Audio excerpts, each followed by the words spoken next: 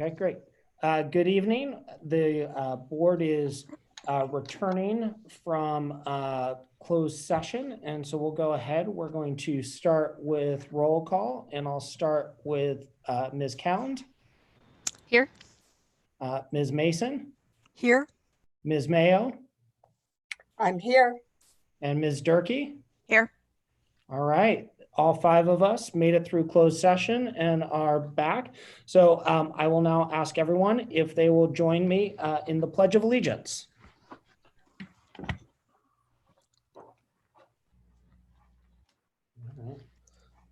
I pledge allegiance To the flag of the of the United States of America and and to the republic for which for which it stands, one one nation, nation, under under God, God, indivisible, indivisible, with with liberty and justice for all.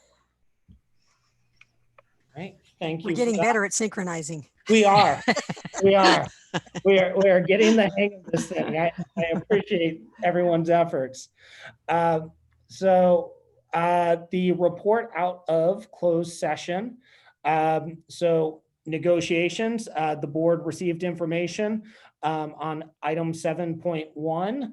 And then the public employee performance evaluation, as I stated at the beginning, prior to us going into closed session, this is something we'll be doing on an ongoing basis. What the board and the superintendent discussed was in part because of the timing and everything we have going on right now, as well as the fact that there will be 2 new board members being elected in November. What we think makes sense is that the board's going to work with the superintendent on identifying over the next couple of board meetings 3 or 4 top goals that he's going to be working on over the course of the foreseeable future. And so we'll work with him on identifying those and sharing those out publicly, and then giving the new board an opportunity to work with the superintendent come that December timeframe to go into more depth on those. But we'll have more information around that.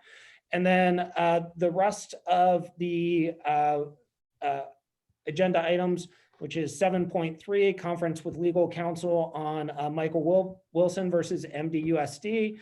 7.4, real property negotiations, which is a portion of the district-owned property at 1700 Oak Park Boulevard. 7.5, conference with legal counsel, Jane Roe versus MDUSD. 7.6, conference with legal counsel, Rebecca Nell versus MDUSD. 7.7, conference with legal counsel, Alexandra Barron versus MDUSD. 7.8, conference with legal counsel, Ashley Walker Hoagland versus MDUSD. And then 7.9, conference with legal counsel, claim of student. On all of those, the board received an update from legal counsel. And so with that, we are going to move along to item 8.0/8.1, public comment. And last meeting, we had, I think, 200 public comments. Tonight, we have 3. So we're still working through. This is one of the things that is shifting, and we kind of have moved to a hybrid model here of having people be able to call in as well as email. And it's a process we're continuing to evaluate. Last week, it did not make sense to have 10 hours worth of public comment at 200 public comments at 3 minutes each. And so we shortened them, but we still want to balance that with making sure everyone gets a chance to speak and things like that. So hopefully if someone had something to say at the last meeting, they didn't get a chance, that they might be one of the 3 people tonight. So we're going to go ahead. We have 2 that I believe are general public comment. And then another one was specific to item 18.1. And so we'll play that public comment when we get to item 18.1. So with that, I'll ask staff to go ahead and play the 2 public comments that we have right after I read the fact that the public may address the board regarding any item within the jurisdiction of the Board of Education of MDUSD that is not on this agenda. These presentations are limited to 3 minutes each, or a total of 30 minutes for all speakers, or the 3-minute limit may be shortened. If there are multiple speakers on any one subject, the public comment period may be moved to the end of the meeting. Speakers are not allowed to yield their time. And as we've stated when we are meeting in person, same rules apply, that the board is really due to the Brown Act, not in a position to respond to these, but instead listening, and where appropriate, staff will be following up on public comments. So with that, I will turn it over to staff to play the first two public comments.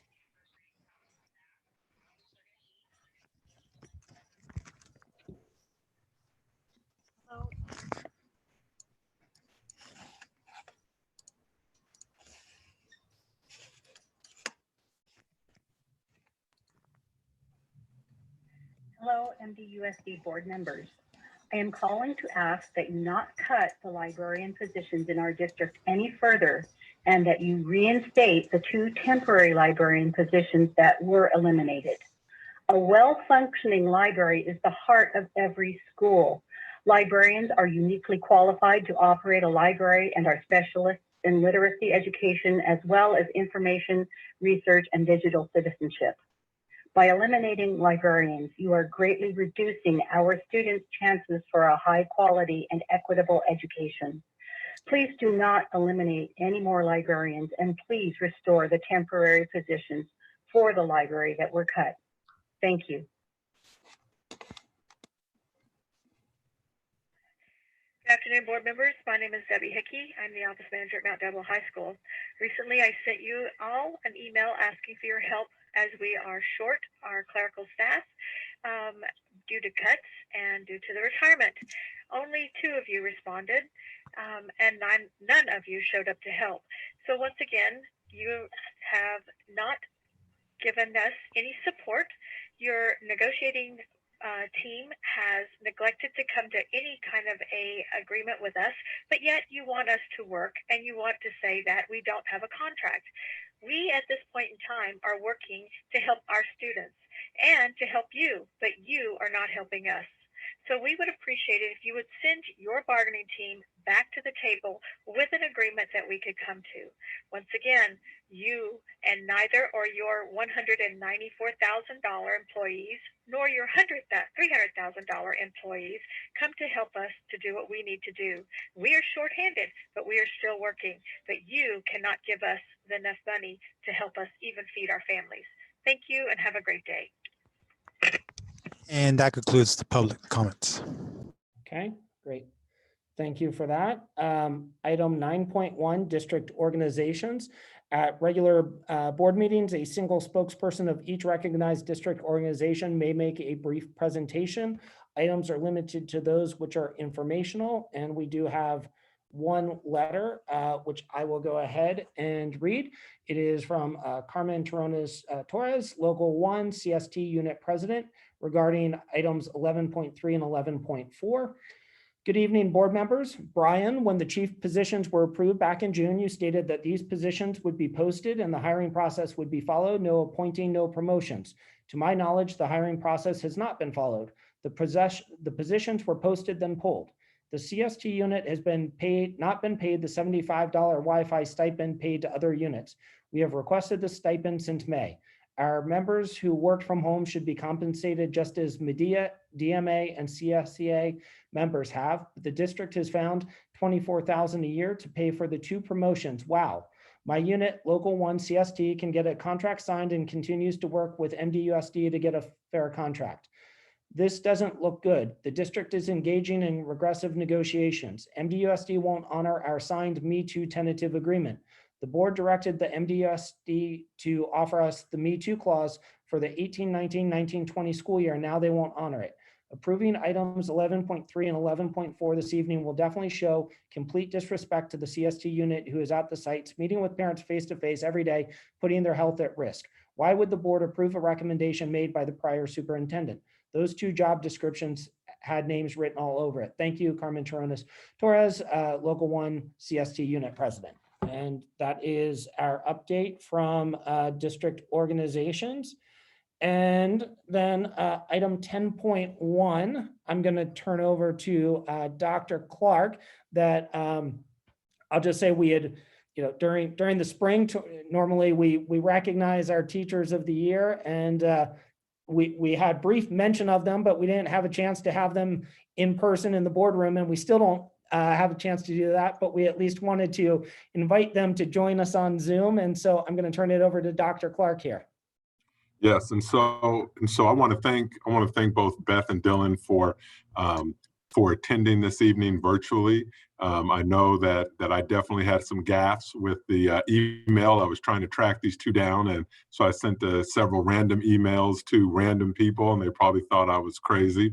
However, as someone who's been in charge of the Teacher Educator of the Year program for many years in many different districts, I know the the honor that goes into receiving one of these acknowledgments. I know that although I've never met these two individuals yet, I know that they are not ones who do what they do for any sort of recognition. They don't do it to be praised. It's just what they do.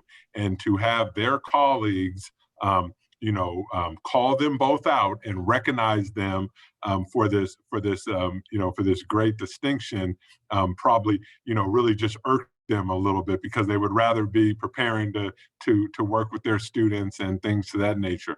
But our Teacher of the Year program is very interesting because you're voted in by your peers, and you get these accolades, and then all of a sudden you have to fill out these long applications and write essays and try to get moved on to the County Teacher of the Year. And so I just wanted to take some time officially, and I wanted to welcome these two individuals. I wanted them to just tell myself and the thousands of people out there watching just a little bit about themselves and about what makes them tick, and maybe share some nuggets with, on last week, we spent some time with some of our new employees, and we all can remember back to our first day in a district or our first day on the job, and to hear a message from two veterans who have been widely recognized by their colleagues, and I'm sure are just adored by so many students out there, I think would be a wonderful way for us to start kicking off this year. And so maybe Beth, if we can just turn it over to you, and if you could just say a few words about the magic that you do, and we'd love to hear about you. Well, thank you so much for your kind words. It's really an honor to represent my fellow educators with this Teacher of the Year. What comes to my mind from your question is, I was telling Brian Lawrence recently that one of the things I liked about teaching was that I'm forced to think on my feet and be flexible and be innovative. And I certainly feel like that's something that we're going to be doing a lot of this year. So I'm looking forward to really an unprecedented year of teaching with excitement, but also with a little bit of trepidation, and we'll get through it together. I just know all the teachers and staff that I work with, we're all doing our best to rise to the occasion and provide the best possible opportunities and education for the kids. We do miss them terribly, and we look forward to the day when we can all be together again in the classroom. But until then, we will do the best we can. And we will all have lots of great stories to tell for years to come. And I just wanted to close by reminding all my colleagues to trust your instincts. And when you're working in these uncharted territories, we know what's best for our students. So listen to that, and let's all be kind and patient to one another and help one another through really challenging circumstances. But we've got this. And Beth, do you think you could do me a favor without disclosing any personal information? Could you maybe tell us how many years you've been teaching, and at what site and what grade level that you teach? I've been teaching this. I'm starting my 11th year of teaching. The first 10 have all been in first grade. Most of those years have been at Wren Avenue Elementary School of the Arts. I'm switching this year to 4th grade, and looking forward to that additional challenge. You are quite the superstar to go from 1st grade to 4th grade in one leap. Definitely hats off to you. you are definitely a worthy recipient of this great honor. And I'm sure that your students and families, maybe you can get them, maybe you can get some of those kids as they turn into fourth graders, but I'm sure that they have appreciated your decade-long career of really influencing young minds. And so thank you for those words of wisdom and for your encouragement to your fellow colleagues and families. Thank you. Thank you very much for inviting us here tonight. I really appreciate it. Great. All right. Let's give her a round of applause. Yep, let's go. Thank you. Okay, so next we have Dylan, and Dylan, I apologize. You did send me a little write-up here, but I don't think I can do it justice. And I think, now seeing you and hearing a comment about the bow tie and stuff like that, I mean, I love it. So let me just be quiet and let me just turn the floor over to you so you could just tell us the wonderful things that you do and the magic that you make in your classroom for our students and families. All right. Well, thank you for the introduction and the setup there. I'm really honored and humbled, honestly, to have gotten this award this year. I do want to say I just moved and this wallpaper came with the house. It's the perfect built-in Zoom background. I just have to angle my computer the right way. So my name is Dylan Bland. I'm a science teacher at College Park. I've been there my whole career, and this year I teach biomedical science. It's a career pathway course. I also mentor the robotics team, and I'm the science department chair. I got into teaching to help students just holistically understand the world around them better. And my hope is that my students leave my class more scientifically literate and as better critical thinkers. My classes are very hands-on, very inquiry and project-based classes. Like one of my classes starts off with a crime scene, and then they have to gather evidence and talk to their colleagues and use their new scientific understanding to solve the case. So as much as it sucks, I know the school year is going to be terrible. Not terrible, but different.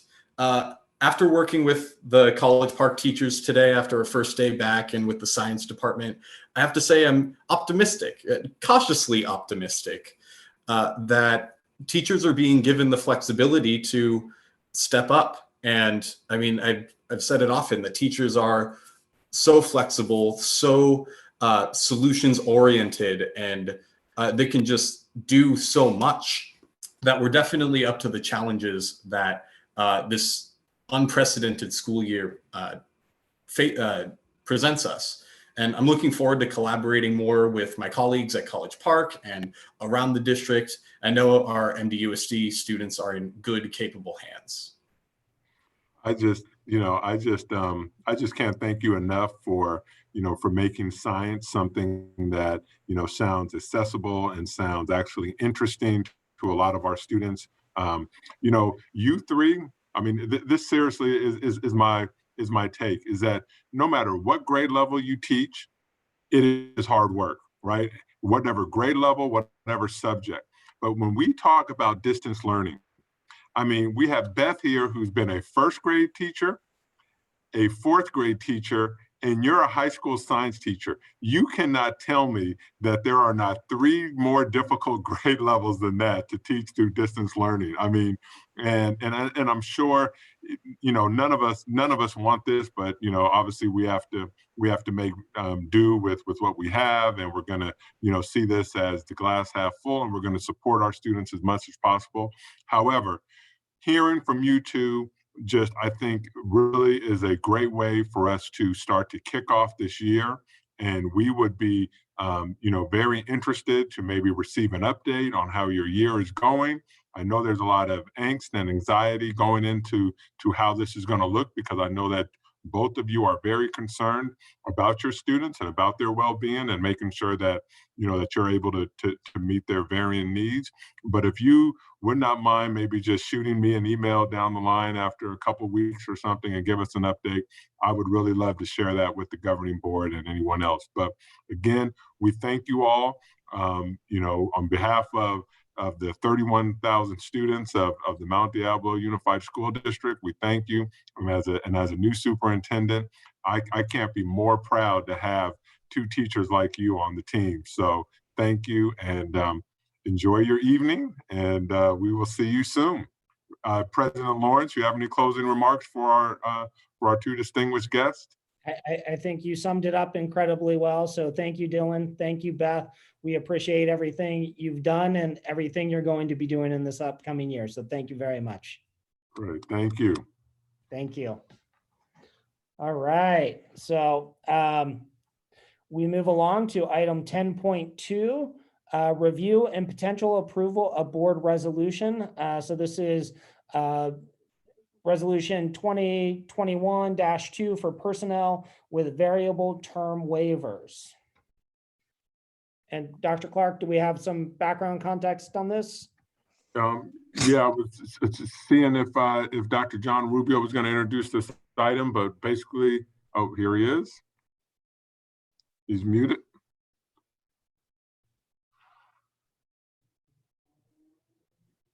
There you go. Sorry, guys. Wrong button. I was going for the wrong mic. Hi, guys. Yes, my pleasure tonight to introduce to you a little bit of information about the recommendation tonight for one Jasmine Montgomery.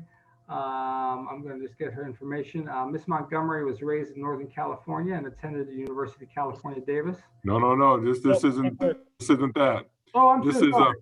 This is board resolution number 20-21-2, variable term waiver. Oh, I apologize. I'm sorry. You gave us a little sneak preview, though. I did. My apologies. I'm on the wrong item. It's all right.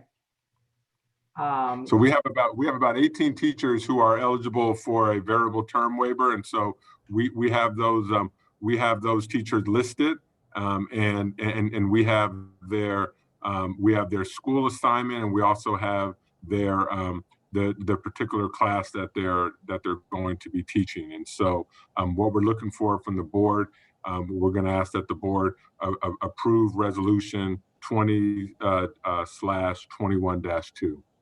Yeah, my apologies. And board members, you know that this is a typical thing we do so that we have some flexibility to accomplish our hiring. Thank you, Dr. Clark. Sorry about that. And I would make a motion, we approve 20/21-2 for personnel with variable term waivers. I'll second. Okay. Motion by Ms. Mason and second by Ms. Durkee. Ms. Durkee, how do you vote? Yes. Ms. Mason? Yes. Ms. Cound? Yes. Ms. Mayo? Yes. I also vote yes. Item passes 5-0. So thank you for that. We move along now to 10.3, review and potential approval of board resolution 2021-3 for personnel with provisional internship permits. Dr. Clark or Dr. And this again, yes, this again is going to fall in Dr. Rubio's department, and so I'll turn it over to Dr. Rubio. Again, board members, my apologies. Yes, we are asking for approval, if we could, for this resolution for personnel with provisional internship permits, so that we could accomplish our hiring for the year. And do we have a motion? Mr. President, I move that the board approve board resolution 20/21-3 for personnel with provisional internship permits. Okay. I'll second. Okay, second by Ms. Durkee, motion by Ms. Mayo. Ms. Durkee, how do you vote? Yes. Ms. Mayo? Yes. Ms. Cound? Yes. Ms. Mason? Yes. I vote yes. Item passes 5-0.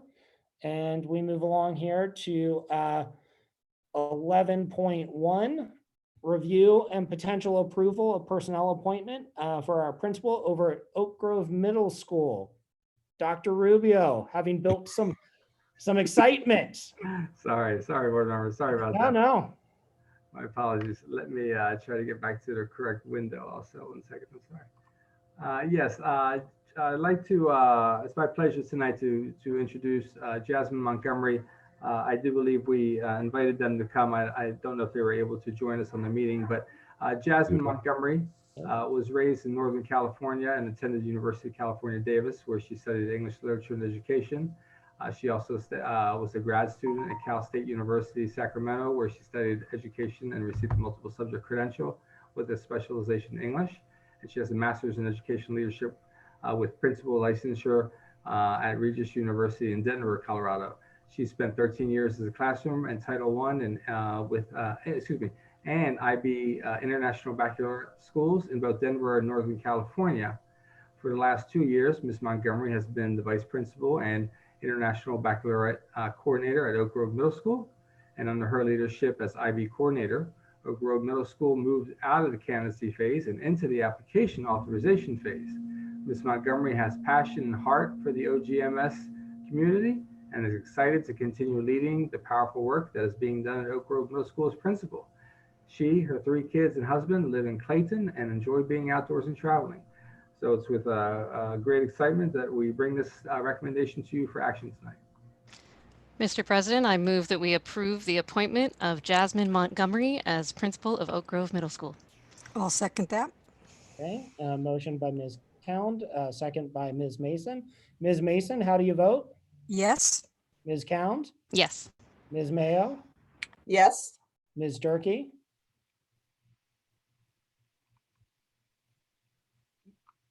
Ms. Durkee. Yes, I said yes. Did you not hear me? Okay. No. We didn't hear you. It didn't come through. Okay, sorry. All right, no problem. I also vote yes. Jasmine, congratulations, and thank you for everything you've done the last couple of years, and thank you for stepping up with an even bigger role at Oak Grove Middle School. Thank you very much. Thank you, board member.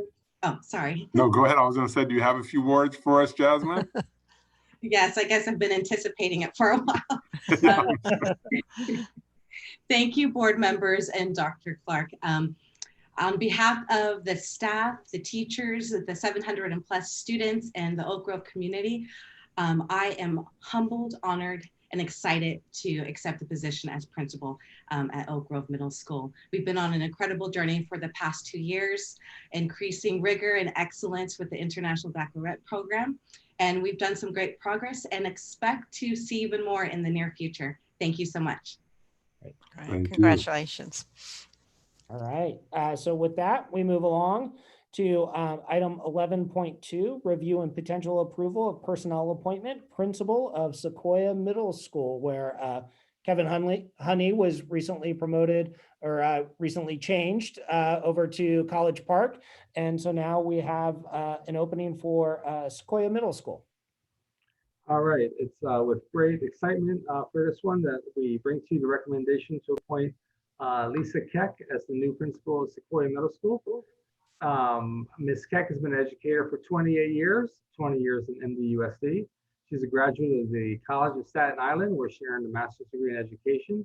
While living on the East Coast, she has taught both primary and upper grades in the public school in Brooklyn, where she served a diverse population of students in schools similar to those she attended as a student herself.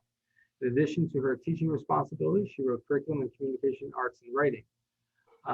Ms. Keck, or Lisa, has relocated to Pleasant Hill to be with her husband, Jim Keck, who has been a teacher in MDUSD for 27 years and is currently the athletic director and PE teacher at College Park High School. Lisa has been a classroom teacher at both Hidden Valley Elementary as well as, Strandwood Elementary. She then assumed the role of peer coach, where she supported both beginning as well as veteran teachers in moving their practice forward while supporting student achievement. Working with teachers to directly impact student learning became her mission, which led to her move into administration as vice principal at Sequoia Middle School, where she spent 5 memorable and life-changing years. It is there that she realized how much she enjoyed interacting with middle schoolers, including 3 of her own that were there at the same time. Her identical twin sons, Jackson and Bailey, are 2020 graduates of College Park High School, and Colby is currently a junior there. Lisa has most recently served as principal of Valhalla Elementary and has appreciated the support for students and supportive staff and parents she has collaborated with in that learning community. Returning to Sequoia, where she can reacquaint herself with staff, dedicated parents, and their middle school students, she feels like she's coming home, and she can't wait to rejoin the SMS family and help lead the daunting yet exciting task of distance learning and what is to come. All right, great. Thank you. Do we have a motion? Mr. President, I move that the board approve the appointment of Lisa Keck as principal at Sequoia Middle School. I'll second that. Okay, motion by Ms. Mayo, second by Ms. Mason. Ms. Mason, how do you vote? Yes. Ms. Mayo, Yes. Ms. Durkee? Yes, I see we're hanging out by the same bridge, so maybe we should go have a drink I was together. gonna say, stay socially distant. In reverse. I'm not sure how that happened, but Yeah. but yes. And Ms. Cound? Yes. I also vote yes. Item passes 5-0. Congratulations. Congratulations. Ms. Keck, who would you like to thank this evening? Oh boy, I don't know where to Sure. start. Well, first of all, good evening, Dr. Clark and President Lawrence and the governing board. I am so thrilled for this opportunity, really. It is like coming home to return to Sequoia Middle School staff, and I really look forward to working with them. They're very committed. The families are engaging, and the students are amazing as well. But I have to say, it's been a real honor and privilege to serve as the instruction lead at Valhalla Elementary, and I need to make sure I say that because I will miss the relationships that I have built there. It'll be a very challenging year for all stakeholders in the district, but I embrace this challenge. I know it will continue to make a difference in the lives of our families and students, and I really thank you for this opportunity. It's bittersweet. All right, great. Thank you, Ms. Keck, and wishing you a fantastic school year. And so now we move along to item 11.3, the review. The review and potential approval of personnel appointment, Chief Educational Services.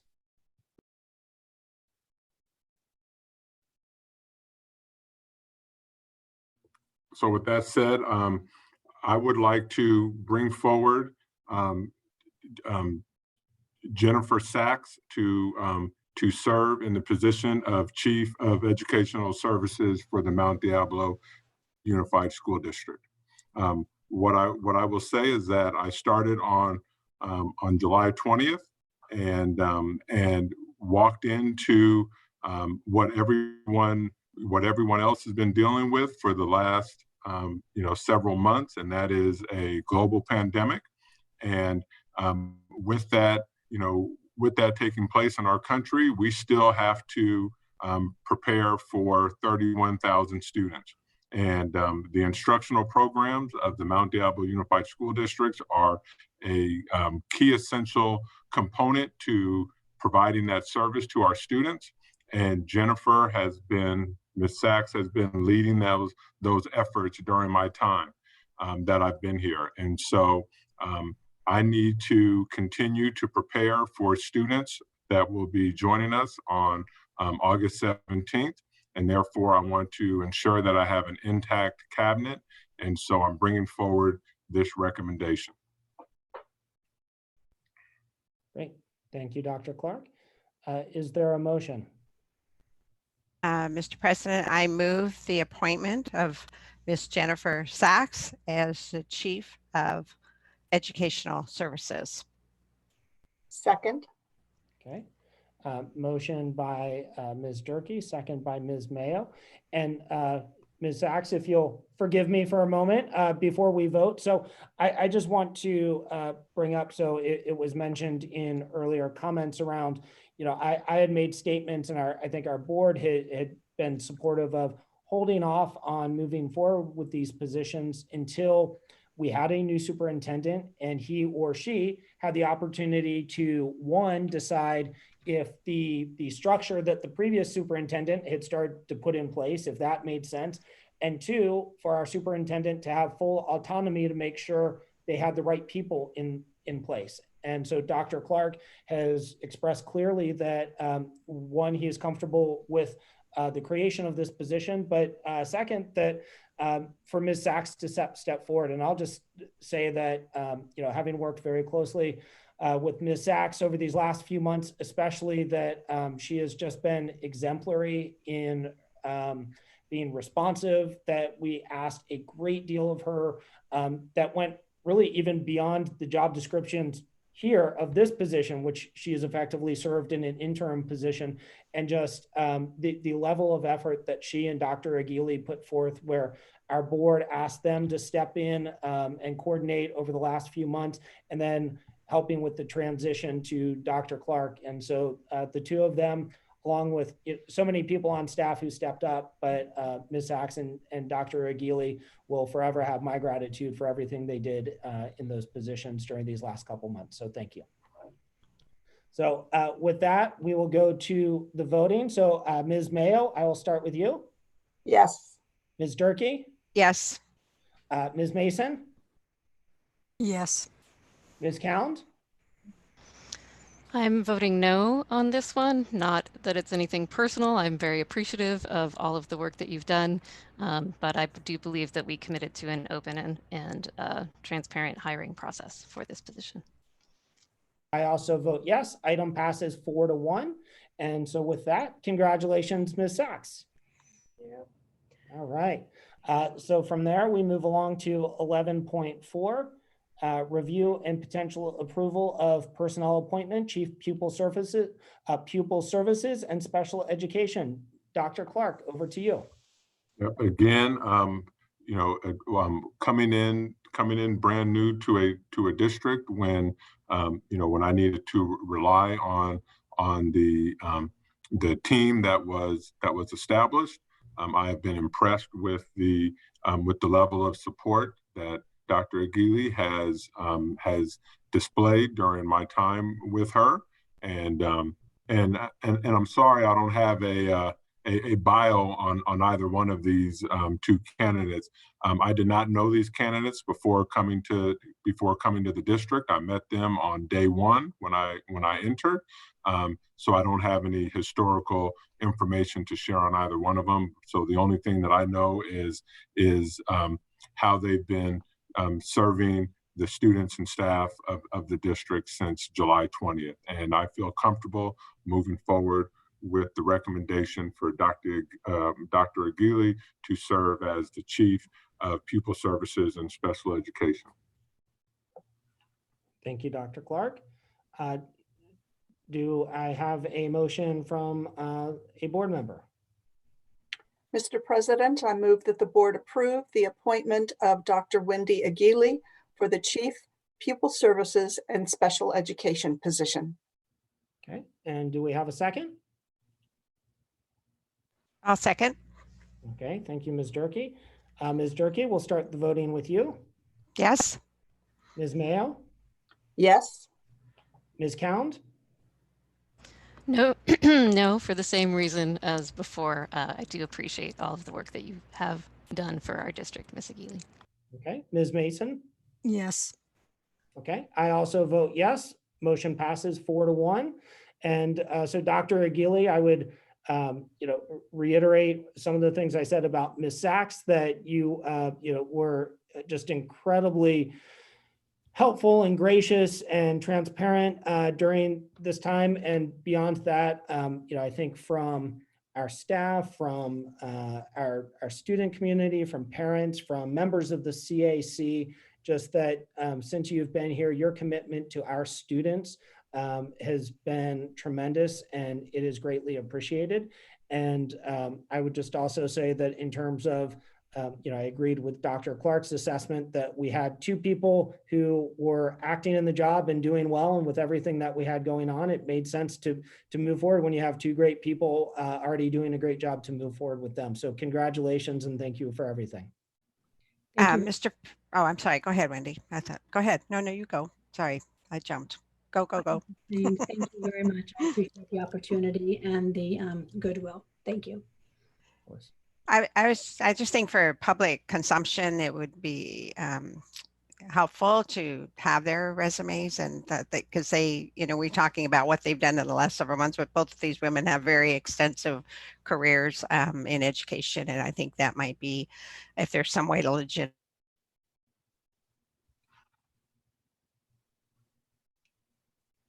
At least for me, Ms. Durkee froze, but I'm guessing that she was asking that if we could provide those backgrounds, that would be helpful, Dr. Clark. Yeah, great. We certainly will. Okay, thank you. So congratulations, Dr. Aguirre and Ms. Sachs. And we move along to review and potential approval of personnel appointment for database administrator. And so Dr. Rubio? Yes. Rubio. Thank you. It's my pleasure to bring this to the board with staff's recommendation for action. Roque or Rodel Pontañares is recommended to be our new database administrator. He comes with more than 25 years of database and systems development experience. He spent 17 years at CoreLogic Solutions, building databases and supporting data warehouses. In MDUSD, he will be helping to manage 2 large databases in Aries, which is our student information system, and B+, our business system. His references display that he's an exemplary leader and one who excels in dynamic, fast-paced environments. And we believe this will make him a perfect candidate for our technology information services department. Okay, great. Thank you for that. And do we have a motion from the board? Mr. President, I move that we approve the appointment of Roqueo Rodel Pontañares as database administrator. Okay, and do we have a second? Second. Okay, motion by Ms. Count, second by Ms. Mayo. Ms. Mayo, how do you vote? Yes. Okay, Ms. Count, Yes. Ms. Mason, Yes. and Ms. Durkee. Yes. I also vote yes. Item passes 5-0. Congratulations, Rodel, who I understand is not able to join us this evening, but congratulations. And with that, we move along to item 13.1, board member reports. Ms. Count, we'll start with you. All right, thank you very much. Let's see, I'd like to start with some gratitude to Dr. Clark, first of all, for all of your leadership, both within our district and also beyond. We've seen you represent on crucial topics such as recruiting Black male teachers and also representing with Assemblymember Grayson to talk about distance learning, among many other things. So very appreciative of all that you're doing both within and beyond our district. Much gratitude to all of the staff who've been organizing all of those walkthroughs and drive-throughs. There's some incredible planning out there. I've seen some great things from streamlining by having all the textbooks already beeped through and checked out, ready to just hand to students to create a very speedy process. Some schools like Mount Diablo High that separated out the days and times not only by grade level, but then also by academy. I did make it out there for a bit on Wednesday, and the longest line I saw was 3 people. So it was very, very impressive. Some schools have decreased the amount of printing required just by having those check boxes within Aries for parental approval. So there's some great things happening, and I know it's a rocky start and there's a lot to figure out, but I just hope that principals will be sharing out those best practices, what really worked with each other, so that we can keep improving and keep making things even smoother for the next time around. Really excited about the idea that came from food services and transportation to possibly deliver meals and materials directly to families. I know there's a lot to figure out in terms of whether that's even, the feasibility of it, but I loved seeing that the question was asked and that there's a survey out there for our families to be able to express their interest and whether they would be able to take advantage of that if it were provided. Let's see, a couple of activities. I had the opportunity to join some city council members and the census staff in the monument corridor for the census caravan, which was a fun event, driving throughout the whole monument area and championing the census, which, as we know, has an even shorter timeline now for people to fill it out. So we're really encouraging. It makes a big difference for our school funding as well as our city funding for the next 10 years, and emphasizing that whether someone is documented, has papers or not is not on the census. It's not something that's measured. We want to count everyone, no matter what, if you live in this area. So please make sure to be counted. Let's see, a couple of events coming up. I've been working with the Contra Costa County School Boards Association. We have a few networking opportunities that hopefully you've all received an invitation to from Gabe Weiss. We're partnering with CSBA on creating some networking opportunities. One is this, you could attend this Thursday night or Friday morning, and then it'll happen again 2 weeks later. So this is an opportunity to just share and network with school board members from throughout Contra Costa County. So let me know if you didn't receive that, and we'll make sure to get that information out to you. And then there is, I don't know if everyone saw the anti-racism conference that's going on right now. You can find it easily by looking on Facebook for the group that's called Educators for Anti-Racism. They've had some workshops happening that started over the weekend, actually, but there's one coming up in particular on Wednesday at 2 o'clock that's for school and district leadership in anti-racism. And then there's a keynote on Thursday, August 13th at 1:30. That's a roundtable discussion with teachers of all levels, principal, superintendent, discussing about what it takes to make a school anti-racist. So I thought that was a great opportunity as well. And lastly, I just want to say I'm so glad to be seeing so many people trying to figure out the challenge that we have here with distance learning, and particularly how do we serve the students who can least access the distance learning? How do we ensure a computer and internet access for all of our students? How do we support parents with the 50 different, I think it's over 50 languages in our district that are spoken, supporting those parents to navigate distance learning, how to support students who may have unstable housing, or if their parents and guardians are away at work all day. I just appreciate so much that that people are really looking at this and trying to figure out what we can do in this very, very challenging time. So thank you. Great, thank you, Ms. Count. Ms. Mayo? Ms. Count is a hard act to follow.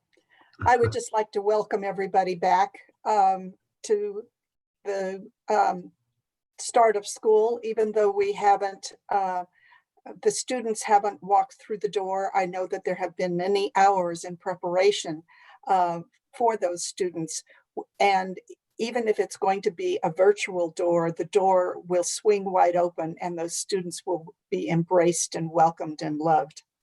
I want to acknowledge all the collaboration that has been undertaken so far, and everyone's patience, and especially your perseverance. I know that some of the moments have been hard when folks have said, I can't do this. I don't think I can do this. Help. And they've reached out to someone, and there's been someone that has said, here, let me show you the way, or stand on my shoulders and I'll be able to help you. And we'll work together as a team. So I want to applaud everyone's perseverance as they move forward through this. I also want to give a shout out to the parent volunteers at our school sites, the PFCs and PTAs and our booster clubs, because they are trying to figure out how to engage families on the behalf of students virtually, just like the instruction is moving forward. I know that there are meetings scheduled this week. In fact, there's one tonight that I was invited to participate in and had to send my regrets. So I want to applaud the parents. And even though it's much different, I hope the students are excited, even if it's just a little bit, because together, we will get through this, and education has always been able to step up to the plate and put forward the best program possible for students. Yes, it's a rocky road, but we will get there. So thank you to everyone. Thank you, Ms. Mayo. Ms. Durkee? So I'm figuring out, I guess I have an unstable internet tonight, so it's funny when I guess when I freeze, you can't tell you're frozen, right? You can see yourself, and so you have to just wave or something. But anyway, I'm going to be very brief. I just kind of echoing what has already been said. First of all, I want to thank Dr. Clark for his leadership, but also for his heart. You know, as we've getting to know him and who he is, what he represents, what he believes in, it's just very inspiring to have him with us. So thank him. I tease him as I'm so glad every day he shows up for work. It's good. It's a good day. So, and then, you know, yes, it's just what everyone has said. I think, you know, hopefully we can collectively take a deep breath and know it's, you know, I think everyone realizes it's going to be hard. Maybe we'll be pleasantly surprised that it won't be as hard. I keep saying there's going to be more and more silver linings coming out of this. I had a chance to Zoom for the first time with I have 4 siblings, and some interesting conversation about what's going on in other sectors of our communities in terms of technology. And I just think education has some unpursued opportunities, you know, in the use of technology. So hopefully that will be one of the outcomes with this. And so to the students and to our teachers and all our support staff and our, you know, support administrators, everyone, just know that we're rooting for everybody, and look forward to hearing some great successes. And thank you for everything you're doing. So thanks. All right. Thank you, Ms. Durkee. Ms. Mason?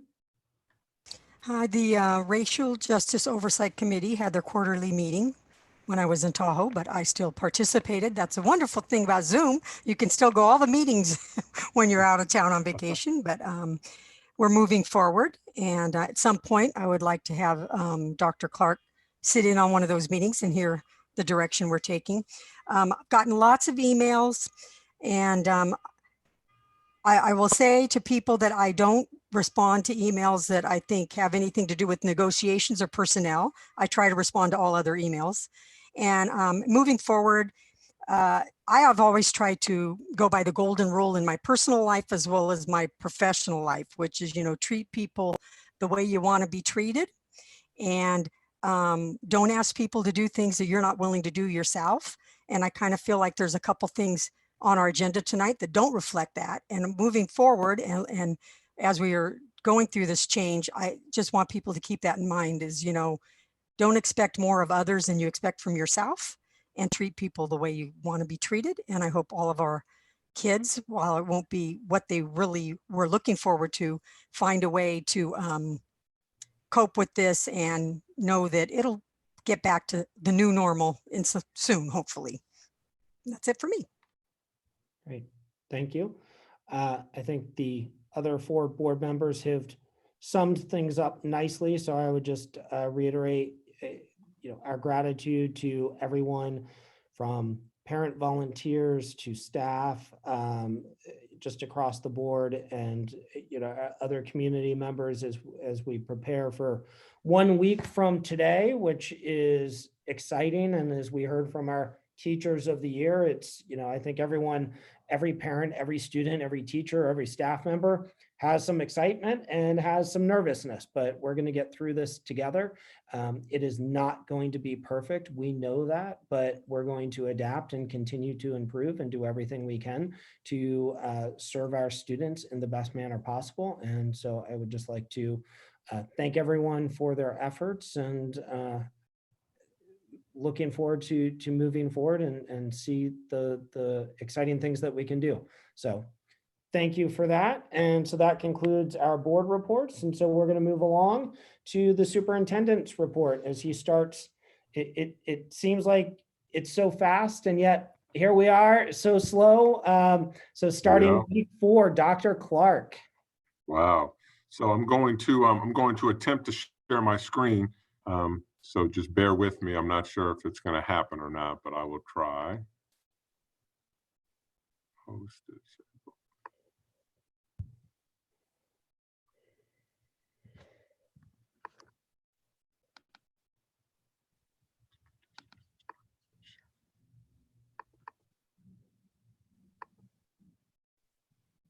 Is that up? Is that on the screen?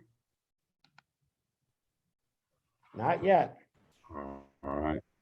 All right. It probably won't Did the host need to give permission? Or Yeah, they're working on that, and so I don't want to hold everything up. So it says I should have permission. So I'm probably missing something.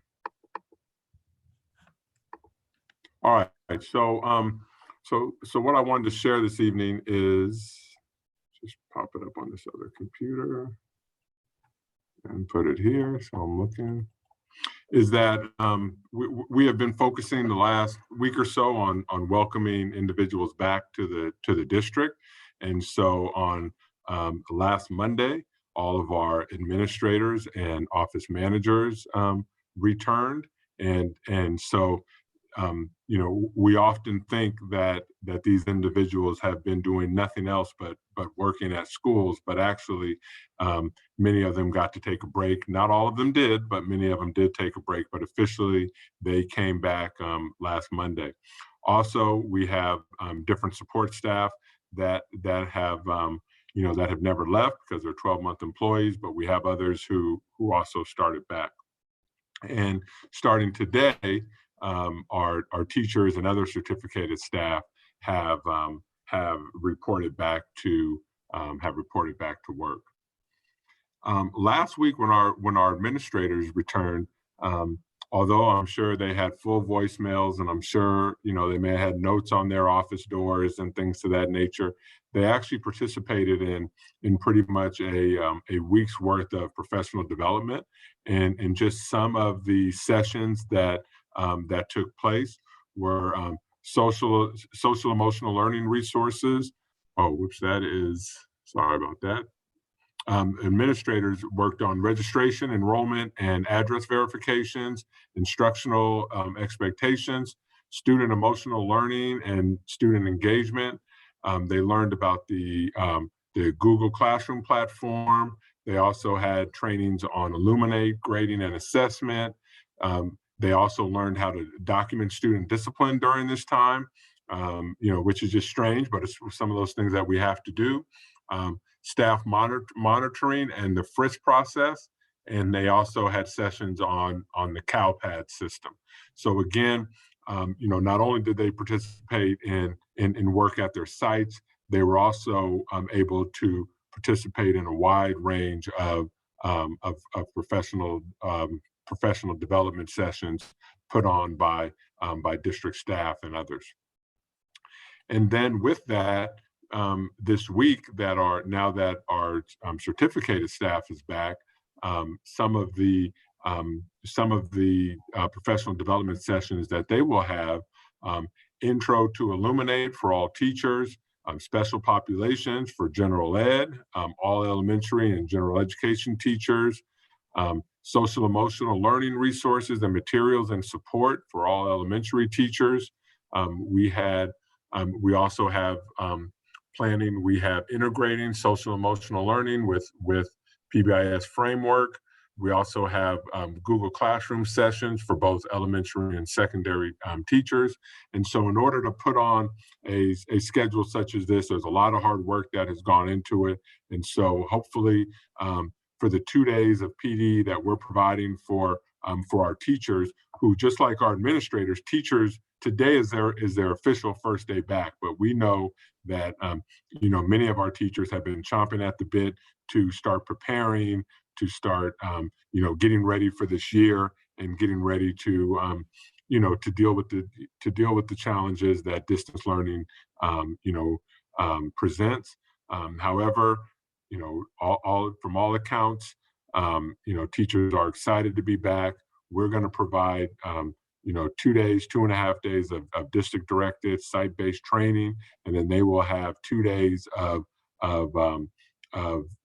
work that they can do completely on their own. And so we are looking forward to that. And we are gearing up for welcoming students back into our system. So last week we had several different walkthroughs. I know that some of the trustees spoke about that. I went out and visited a couple of sites, but I too was impressed by number one, just the attention to safety. So all of the sessions, all of the activities were set up in a safe manner. So I attended a high school walkthrough and also the preparations for a middle school sort of drive-through. And so was very impressed with those, with those events. Again, textbook pickup. We're working on the technology pickups. Some individuals already received their technologies. Others are receiving it at a later time. Also, some schedules were shared, and all this and for preparation for August 17th. We are so excited to start this year. Although there's a huge unknown in education, and especially at the school sites, there is always this exciting time that takes place as summer is starting to wind down, and that's always the start of a new school year. And I think that is something that we should all cherish, and we should really appreciate that we have the opportunity to welcome students back into our domain, whatever that may be, whether it's through Zoom or down the line when it's face to face, but we get to re-engage with young people.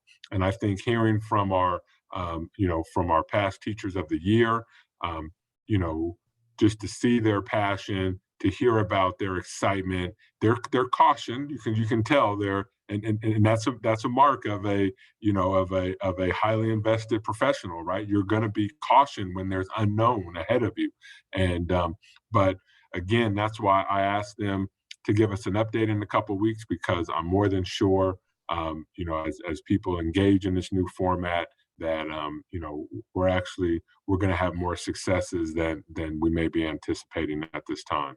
But I'm excited, and we can't wait for August 17th to come. So if there's any questions from the trustees, I'd be happy to entertain those now. But if not, then we will move on with our agenda.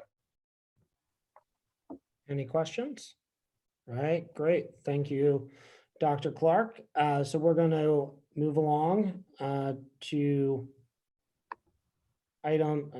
Sorry, I got thrown, Ms. Mason. I saw you. I wasn't sure if that was a hand up or a head scratch. So, all right, we're going to move along to 15.1, which is the consent agenda. So items listed under consent agenda are considered routine and will be approved, adopted by a single motion. There will be no separate discussion of these items. However, any item may be removed from the consent agenda upon the request of any member of the board and acted upon separately. So with that, I would ask of board members, are there any items that they would like to have removed from the consent agenda? Yeah, I was going to pull 15. I thought we almost had, I don't think. No, sorry. Never made it through. We've never made it through. Okay, you got my hopes We up. have once or twice. 15.2, 15.14, and 15.24. They're real brief. And if I may, I do want to let Trustee Mason know that we did share those questions this afternoon with staff, or actually this morning with staff. I got 1 or 2 responses, but we're just going to respond to them orally when you bring them up. So thank you for submitting those questions. No problem. All right. I'd also like to pull 15.18 and 15.23. Okay. See, she just let me be the bad guy and go first. All right, do we have any others? Ms. Mayo, Ms. Durkee? Okay, so let me just double check, especially Ms. Mason, I want to make sure I heard yours correctly.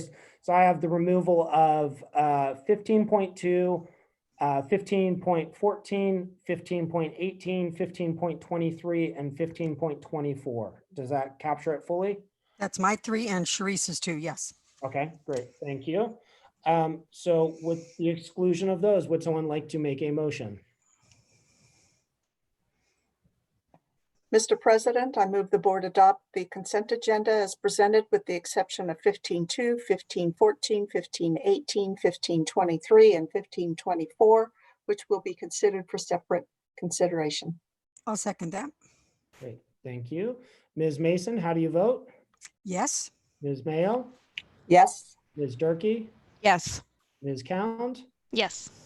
I vote yes. Consent agenda passes 5-0 with the exception of those listed items. And so now we move to separate consideration of what had been 15.2. Ms. Mason, did you want to? Yeah, I was just wondering with the distance learning and not knowing how many people are going to be showing up, if this is something that we need to approve right now, or could this be a contract we look at later when we see how things play out?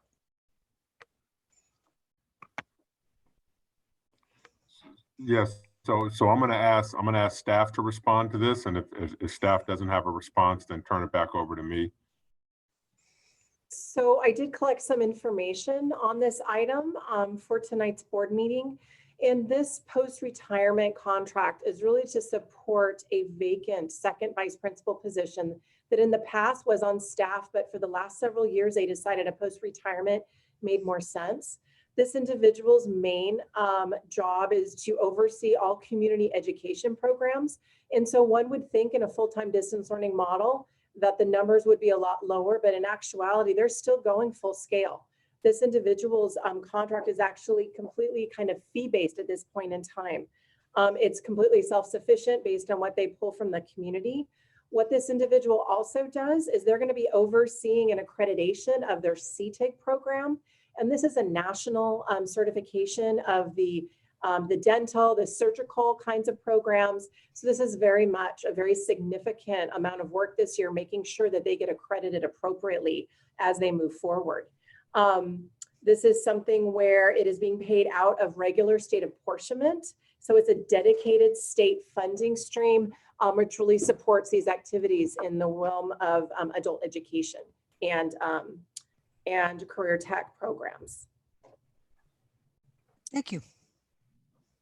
So having heard that, I will make a motion that we approve, which would now be 16.1, the post-retirement contract for 2020-2021 for adult education administrator. Second. Okay, motion Ms. Mason, second Ms. Mayo. Ms. Mayo, how do you vote? Yes. Ms. Mason? Yes. Ms. Count? Yes. Ms. Durkee? Yes. I vote yes. Item passes 5-0. And so we move to what was previously 15-14. Correct. And my question there was just probably for Dr. Aguili is, what do these services look like in service in a virtual learning? Hello? Oh, Dr. Aguili. Hello.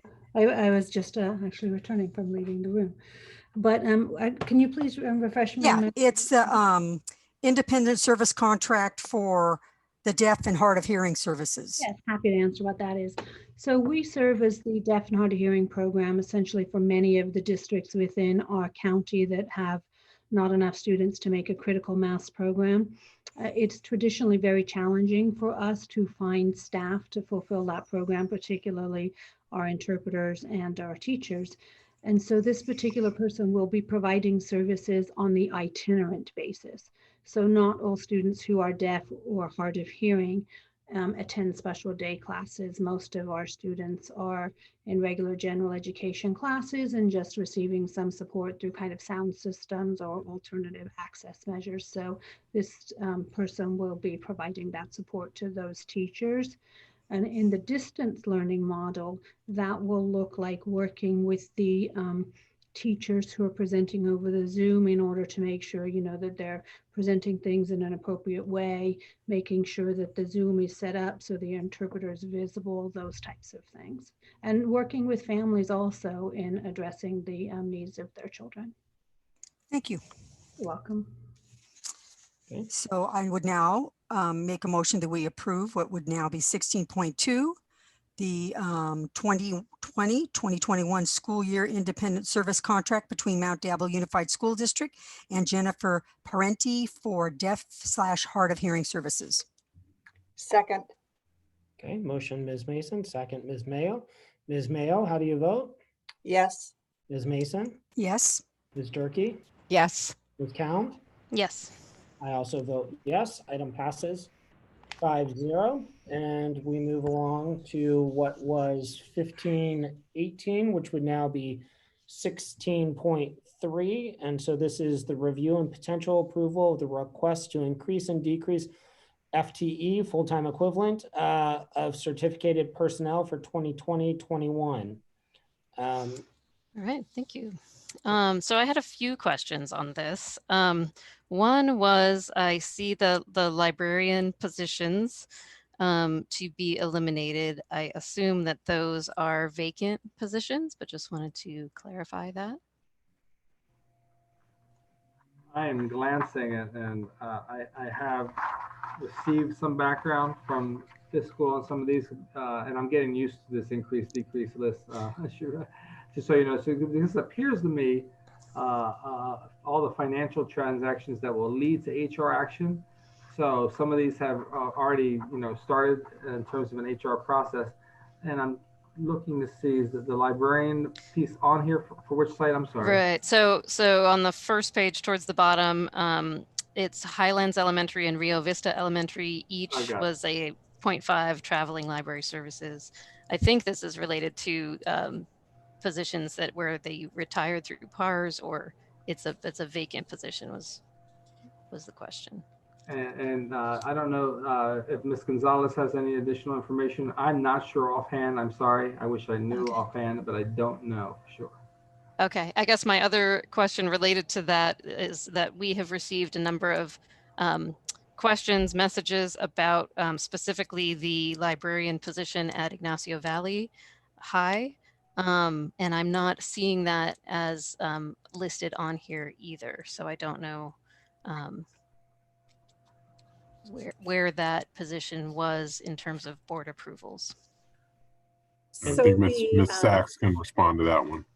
I do. I have a couple pieces of information. So the librarian positions that are on for reduction are connected to the PARS.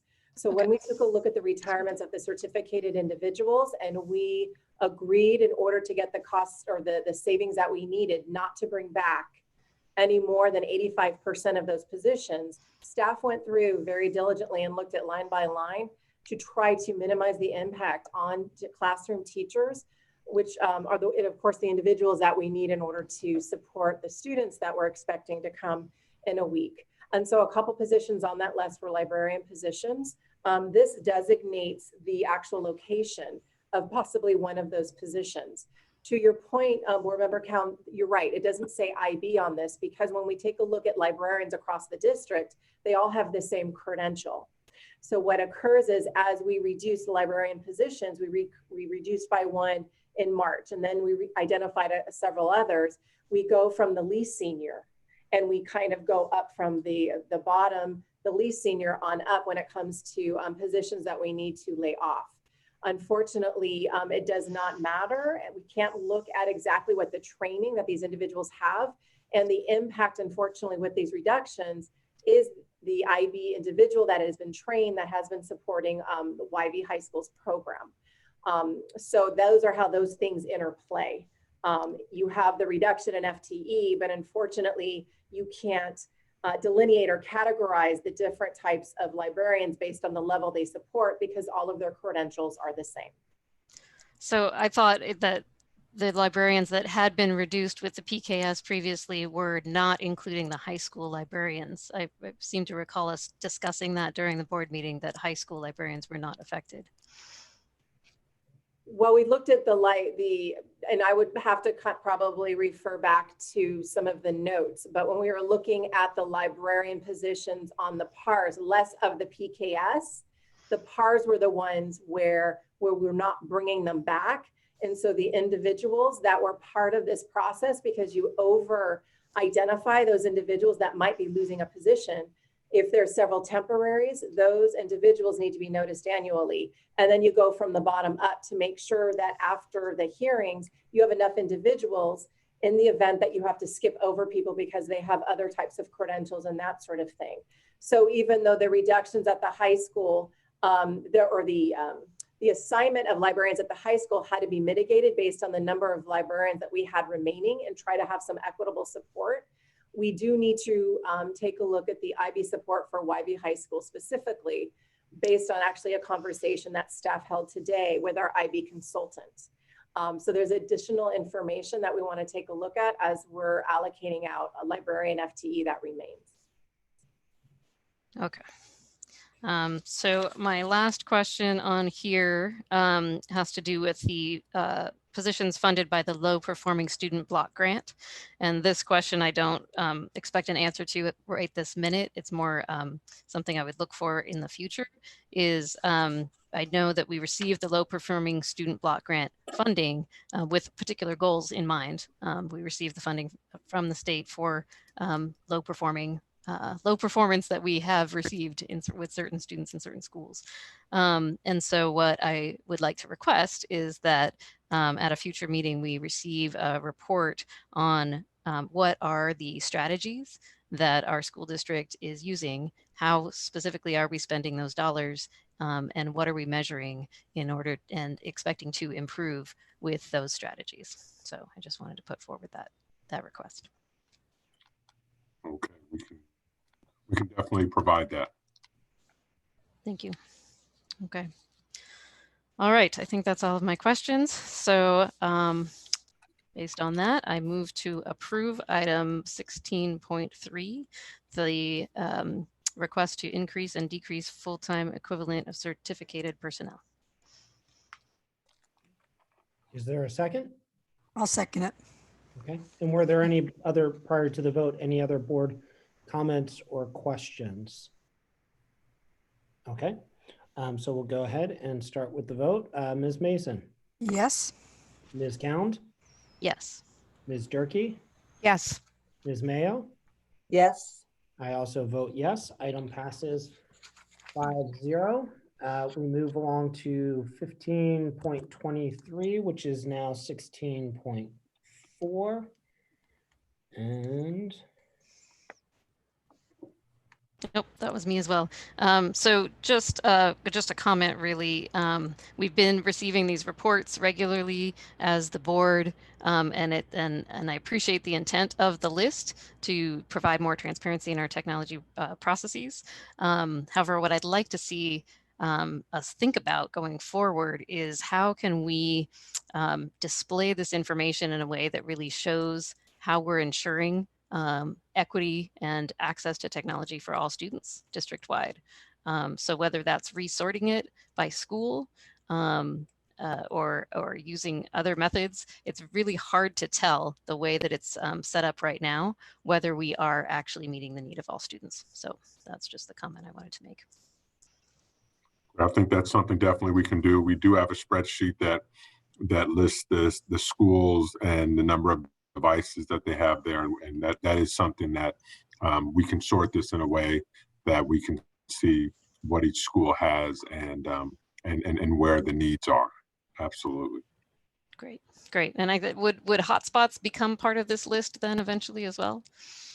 Well, yeah, I mean, they would, but the hotspots, it depends, because if you have, say, if you have a elementary student, middle school student, and a high school student, they're all three not each going to get a hotspot, and one of them might. So we'll just have to break it down in that way as well. So, but yeah, we would also track this way.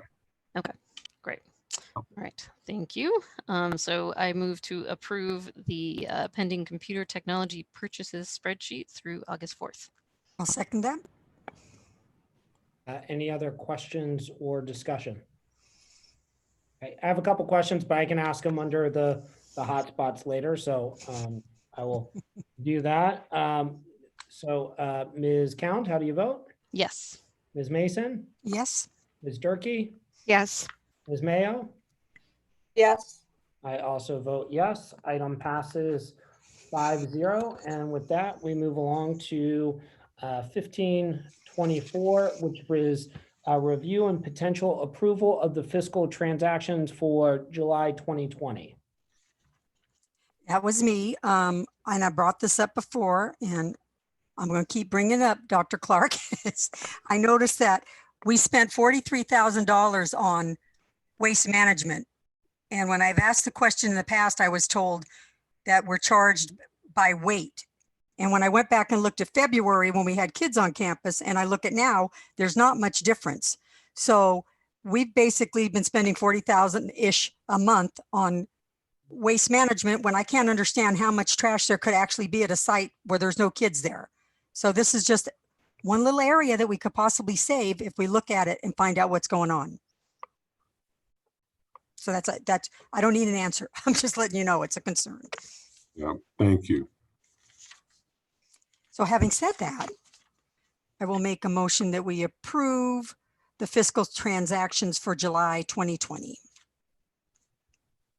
Okay, do we have a second? Second. Okay, motion by Ms. Mason, second by Ms. Durkee. Ms. Durkee, how do you vote? I didn't second it, but Oh, I'm sorry.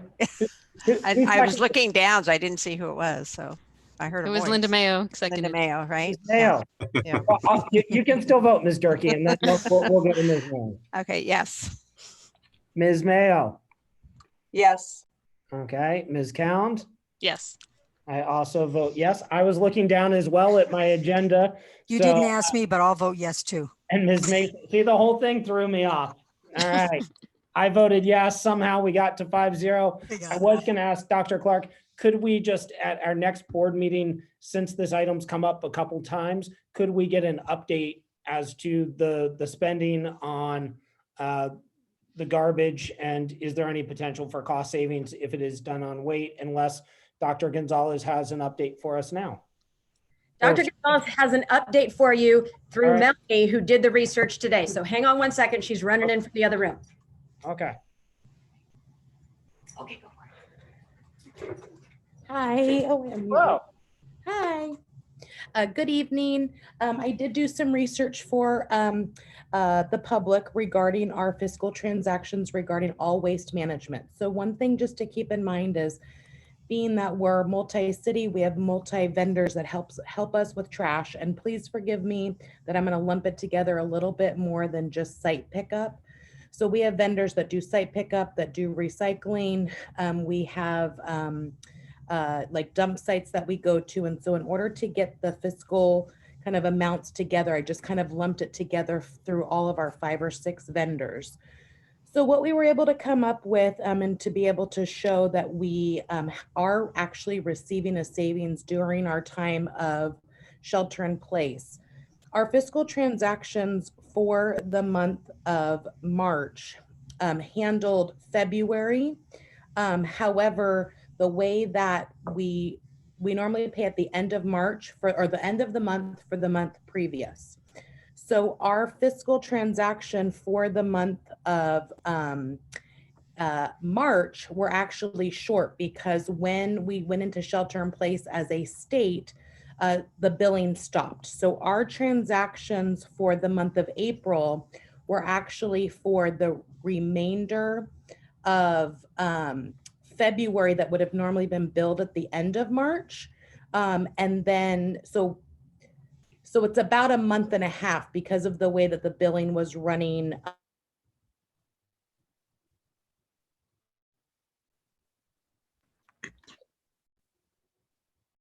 I was really excited to hear what it was. so- We are getting to the good stuff and, okay, she's Right. back. She's muted now. Sorry. Okay. So just to clarify, our fiscal transactions at the end of April, which would normally have been all of March, because of the shelter in place by the state, we actually paid about a month and a half worth of garbage utilities during that time period. So what we were able to prove by doing some research on our fiscal transactions was our financial payments that we made in the month of May, which were for April, were actually down about $30,000 in the month over all 5 or 6 of our vendors that we utilize. And then bringing us to our June transactions, which are on this most recent, we're actually paying for May. So by the beginning of May, our custodial staff and our landscape and trade staff were back 3 to 4 days a week. And then at the end of the month, back to 5. And while we did not have as much, obviously, site trash, because we didn't have students and we only had food service at a select amount of schools, we were in the middle of landscape, fire control, which has a huge amount of financial burden on us during that time. And then as well as we were in the middle of site cleanup, site clean out. And so if we actually go back and look at it in detail, we do show that we were able to provide savings for the month of March and April. And by May, we were back to about 80% of staff on site, which would then show, more trash produced. But particularly it's at our dump sites where we're taking trash to the locations. Great. Any further questions?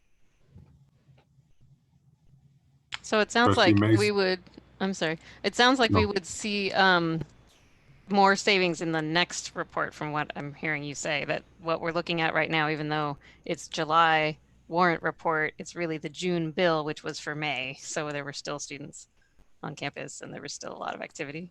No, I think what we do is if we go back and we look at our May, if we go back and we look at our May warrants, which were actually bills from April, we will see an overall savings of about $30,000 that month for our garbage service across the board.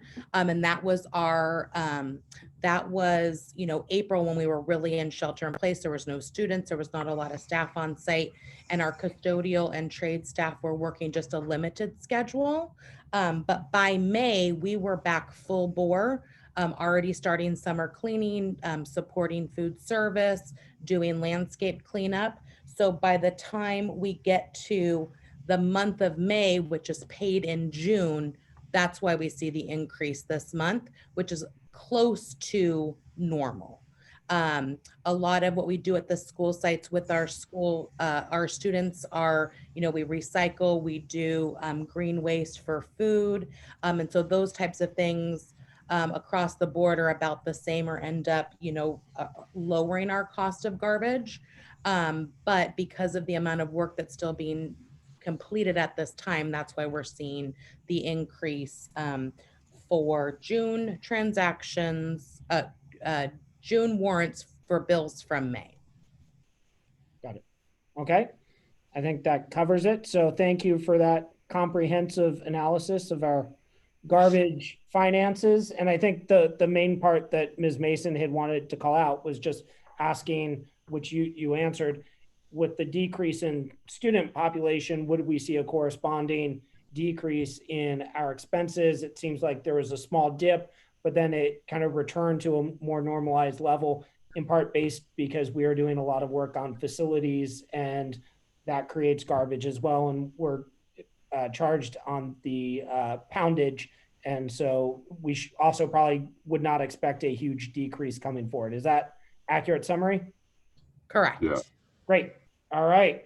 Thank you. Apparently our staff creates more waste than our students.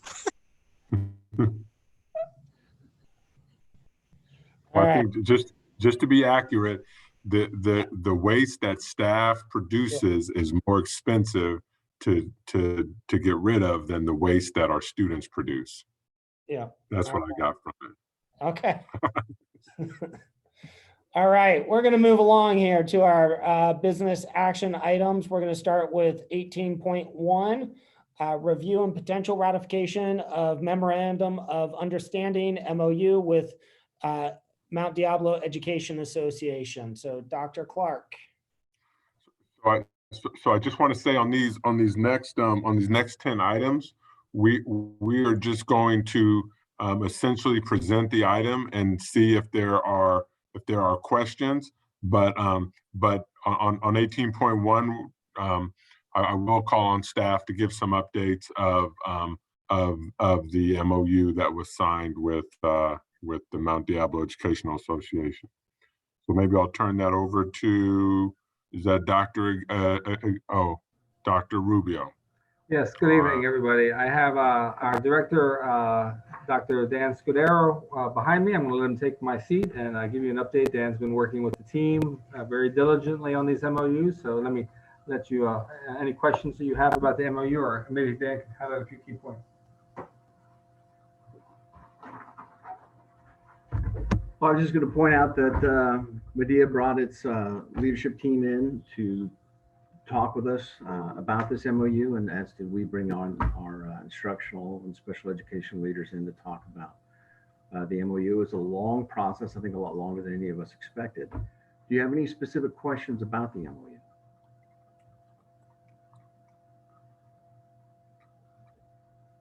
Apparently not. I would just say, I'll make a comment that, I appreciate the teams working together. I think that there was the balance of making sure that we provided for the safety of our teachers, and at the same time ensuring accountability and structure for our students that I think many of us recognize that there's a lot of room for improvement from the spring. And, I think just as an example of an item where I think this process worked really well was, we heard from some teachers that they did not feel comfortable being at a school site for safety reasons. And we heard from other teachers, we really want to be at our school site because I want access to my technology. I want access to my classroom, and striking that balance. And I think this MOU does a nice job of that. So I just want to thank both of the teams for arriving at what I think is a really good place and sets us up both for now and then for the hybrid model, and then for a return whenever we can to a fuller students in the classroom type model. So I just wanted to thank everyone for the work that was done behind this, because I think this provides a lot of structure for our school year. And then just as a secondary mention, I wanted to talk about the fact that Dr. Clark and I discussed, so, we want to have a clear practice that every MOU, some of them can fall under the superintendent and he'll be able to just simply sign off on, but we'll still bring those forward as informational items so that the board and the public will always see those. And then some of them may be voted upon by the board, in which case this one is. And so we'll balance those, but all of the MOUs will be part of the agenda, either as an action item or as an informational item. Dr. Clark, anything to add to that? No, I just wanted to to acknowledge the hard work on both sides. I met with our negotiating team pretty much daily as they were going through this process, and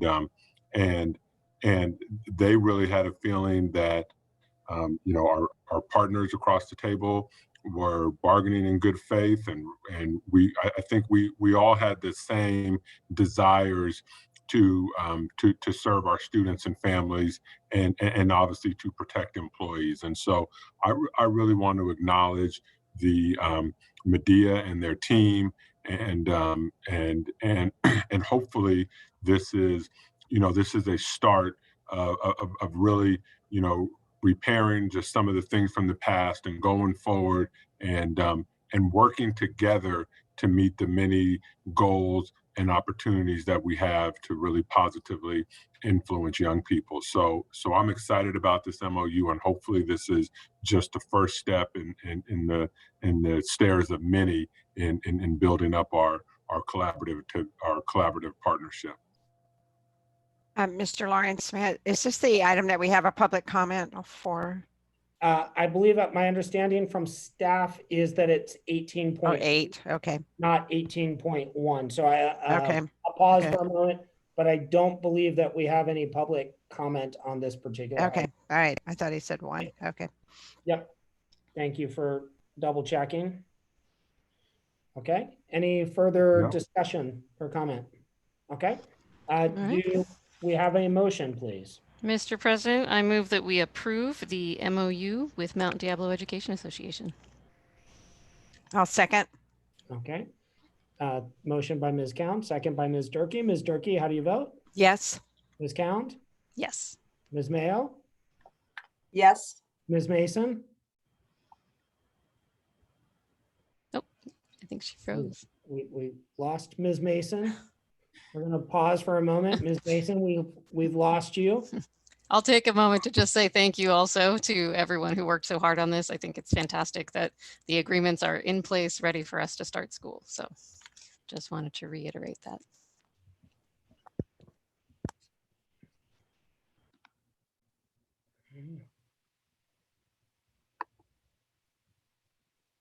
We're giving Ms. Mason a moment here. I'm going to try and message her through Zoom.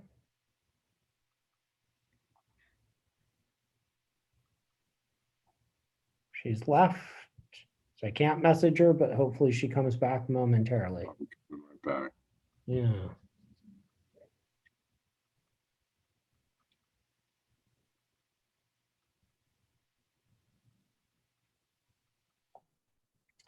When this happens, trustees could join by phone, could they not? They certainly could. I'm actually rather stunned that this is the first time we've had it in 5 months. But This is just getting us a little taste of what our teachers and students are going to go through as they try to hold their classes online and lose people with technology. And I don't know why when people freeze that I put my mouse over them and think that that's going to help it, but it often doesn't. I don't know. So. We may need to send her the new Zoom link.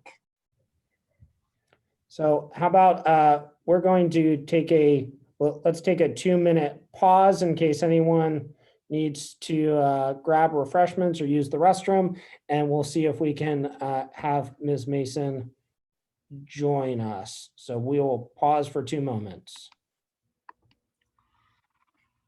Oh.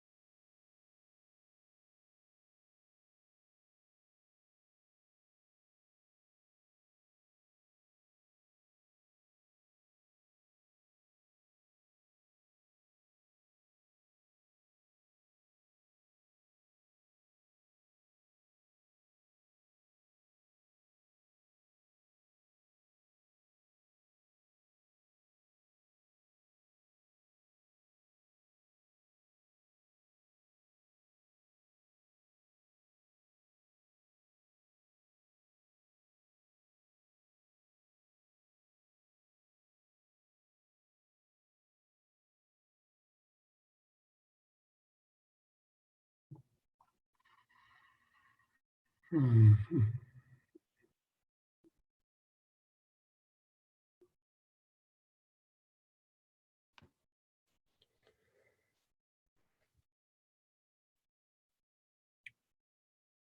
we are still eagerly awaiting the return of Ms. Mason. I've tried calling her and haven't quite been able to reach her. We're going to give her another moment here and see if she can rejoin us.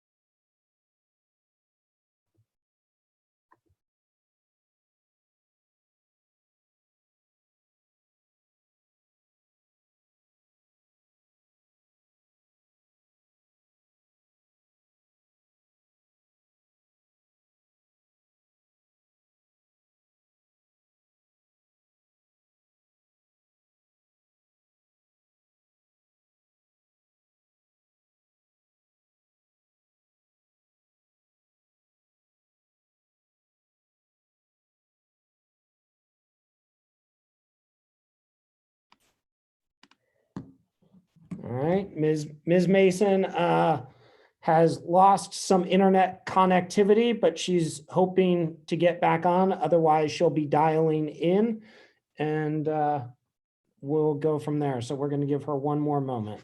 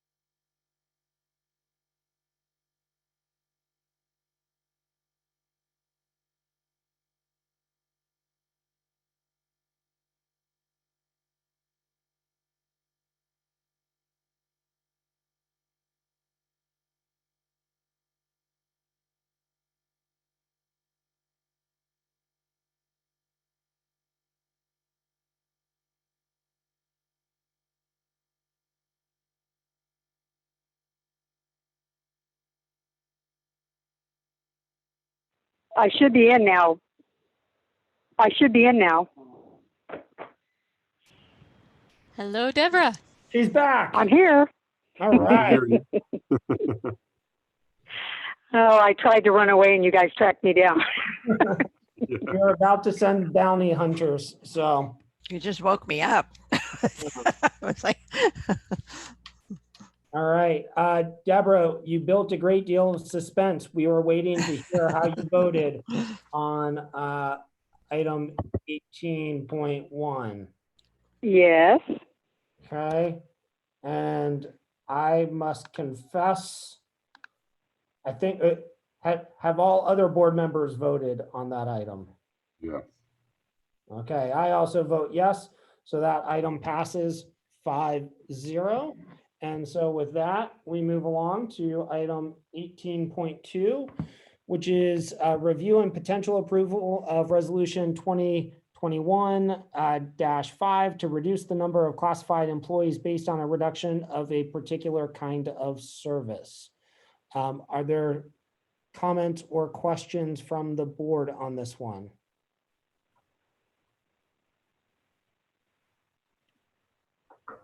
Okay, is there a motion from a board member on this one then? Do we know how many people we're talking about? Yes, we do. I will give you that. So the entire 2.74 FTE, and I'll have to do the math here, just bear with me for a second. Approximately one of the FTEs of that 2.74 is vacant. I'm sorry, I take that back. It's a little bit higher than that. Let me do the math again. About 1.5. 1.5, so about half is vacant of the FTE and about half is not vacant. Thank you. Mm-hmm. Okay. Any other questions? Okay. Could I get a motion, please?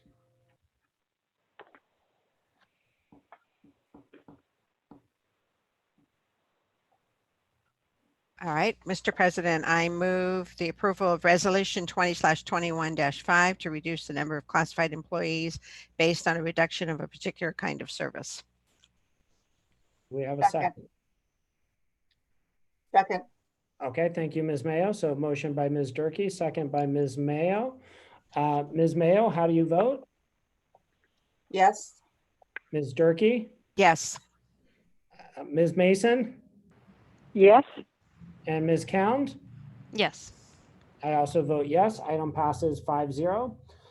We move along to item 18.3, which is review and discuss board bylaw BB 9150, which regards student board members.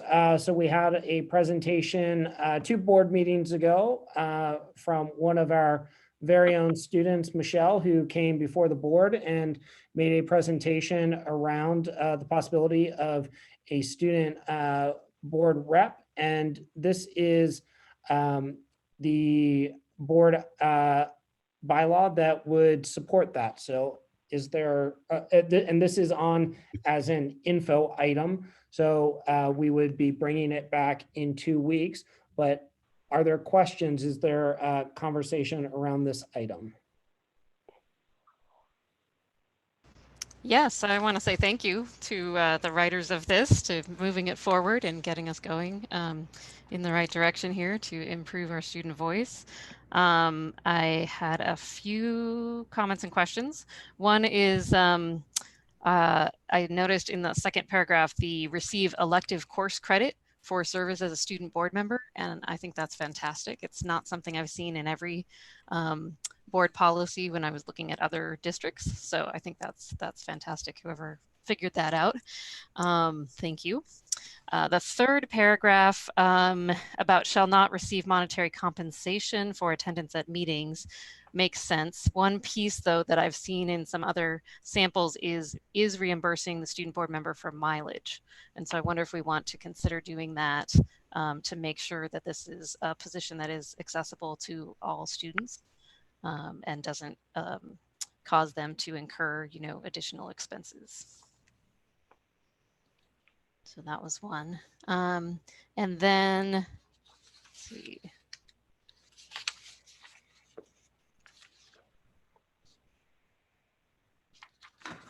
The rest basically looked good. I think the next question was more around the process. So there's the section that talks about student board member positions shall be filled by a vote of students enrolled in the high school in accordance with procedures prescribed by the board. So I understand we'd then have a different item that would describe the procedures. And there was one that I thought was a good example that maybe you guys have looked at, which is the Acalanes High School District has the exhibit E9150 that describes their student board member guidelines, including the duties of the school board member, the selection and the term. And I think they had some good examples of how we could then write that next piece. There was a public comment by Michelle Alas that recommends that for the first year, we appoint the student board member. And then after that, in the following year, 21-22, that we would then have a larger process where students district-wide would vote. So I think that's something we should discuss perhaps as a board or see what staff recommends in terms of the process for this year in particular, with it being distance learning. I had a couple of questions about, so I want to thank staff for putting this together. It's really exciting, and it's helpful to have more specific things to try to start to envision how this would work. I just what's curious, I think I understand the concept of elective credit. Is that similar to being like a TA, is that a similar kind of thing? Or is that something that needs to be fleshed out more in terms of exactly how that would work, or who would be responsible? To answer to a couple of the questions as to the compensation for mileage that is authorized by the education code. And so we can definitely incorporate it as part of the board policy, or rather in this case, it's not a policy, but nevertheless it is board action that would be taken on this item. The other item is short answer is yes, it would still need to be fleshed out as far as what kind of credit that would be available to the students. Certainly, I think that if a student who participates in the board and it's, besides it being a wonderful experience, we did incorporate that issue of providing some sort of academic credit to recognize that as well. So if we can, and that would be fleshed out, or we will be looking at other samples of other districts, and we can provide to the board a full documentation along with this board policy with the actual fleshing out of how the process would work out. And yes, okay, go ahead. Sorry. And yes, appointments. I think yes, that's how it's also been done in other school districts, at least for the first year. Especially given the timing, that there wouldn't be really any time at this year for elections. So appointments is definitely something that we can also incorporate as part of our guidelines. Yeah, so that was my next question, and it's kind of along Ms. Cowan's point. And so when this would be effective. So I guess what we're thinking of, we would consider having a student board member, September, October or something for this year. And so I guess that's what we're thinking, right? Okay. I had on the next page, maybe it's just a wording thing. It's on like second paragraph, and it talks about the shall be allowed to participate in questioning witnesses. So I can't quite figure out how I feel about it. I'm not sure what that means, or why that particular term is used, witnesses. Do you know what that's referring to? Or I don't know, maybe we just want to think about that. Would be one thing. We want to think about that. Yeah. We got them from sample policies as well as from policies provided to us by the Council of board councils, student board councils and so forth. Okay, and then there's one more kind of similar further down the page. so I did that. It says student board members shall not be considered members of a legislative body for the purposes of the Brown Act. So are we considered a legislative body? You are considered a That's a quasi-legislative body. term that we use. Okay. Yes, it's a law. So what does that really, I'm just wondering, like, what does that really mean? Because, you know, could a student not kind of governed by the Brown Act, but then would they be able to talk to individual board members about something and in essence be having a serial conversation with board members? I just need kind of a better understanding of what that means. But they're not governed by it, then are we setting up, you know, the possibility that they, I mean, it maybe would be, so if a board member is speaking with a student board member, they're not breaking the Brown Act if they're also talking to two other school board members or one other board member. So the student is not making a binding a vote. So for purposes of the Brown Act, they are not actually making a binding determination what they are. Right. And so that eliminates that prospect of potential Brown Act violations involving any communication with the student. We wanted to be part of the whole civic process and to be as engaged as possible in the board discussions. But for purposes of liability, as well as for protecting the district, that's why we've added language to the effect that they are not part of the legislative, because school board is a quasi-legislative body. Right. With the Brown Act, that is really ultimately language that we need to incorporate to make sure that we have some protection for the district for any potential claim that may be arising in the future involving the student and any prospective violation of the Brown Act. So maybe it's just more of an awareness thing for other board members that, you know, so in essence, this person isn't really no different than anyone in the public. And there have been times when people in the public have had multiple, conversation with every single board member. You know, the only difference is then that, you know, that student does get to publicly voice their opinion on the dais. Right. So, you know, that might give it a little bit of a different kind of wrinkle. So something to maybe it's more of a clarification as far as the board protocols or something when we get into that.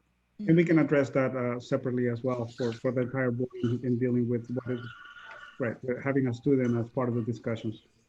So does that sentence then, the line that I've seen in some other policies is a student board member shall not be liable for any acts of the board. We don't have that sentence, but would the sentence saying that the student board member is not considered members of a legislative body for purposes of the Brown Act, would that cover the liability issue, or should we separately say that they will not be liable? A language, I believe, that says that a student would not be liable for Oh, we do? The Okay. board. That should be towards the very beginning. Actually, it's Oh, okay. Yeah. Okay, good. I see it now. Thank you. Protect our students against any potential liability from any action. I have a question. Oh. Trustee Mayo? Yes, Ms. Mayo. Thank you. Thank you, Mrs. Durkee. You brought up a couple of points that I had questions about. I'm also looking at this top paragraph of page 2, where it indicates that student board members shall also be invited to attend staff briefings or be provided with separate staff briefing within the same time frame as the briefing of other board members. And then in addition, all materials given to board members by the district between meetings, except for those pertaining to closed session, shall be distributed to the student board member. I think we're looking at one board member, not multiple there. In the first sentence, I'm wondering what staff briefings means, because at this point in time, I'm not sure that we as a board receive staff briefings. Right, and that would include any staff presentations or any staff documentation that is presented to the board as part of the general agenda. So all items except for those that would be discussed in closed session, which are by their nature confidential, or those that involve personnel matters, would not be provided to the students, but everything else, the student would be able to have access to the same information that the board has.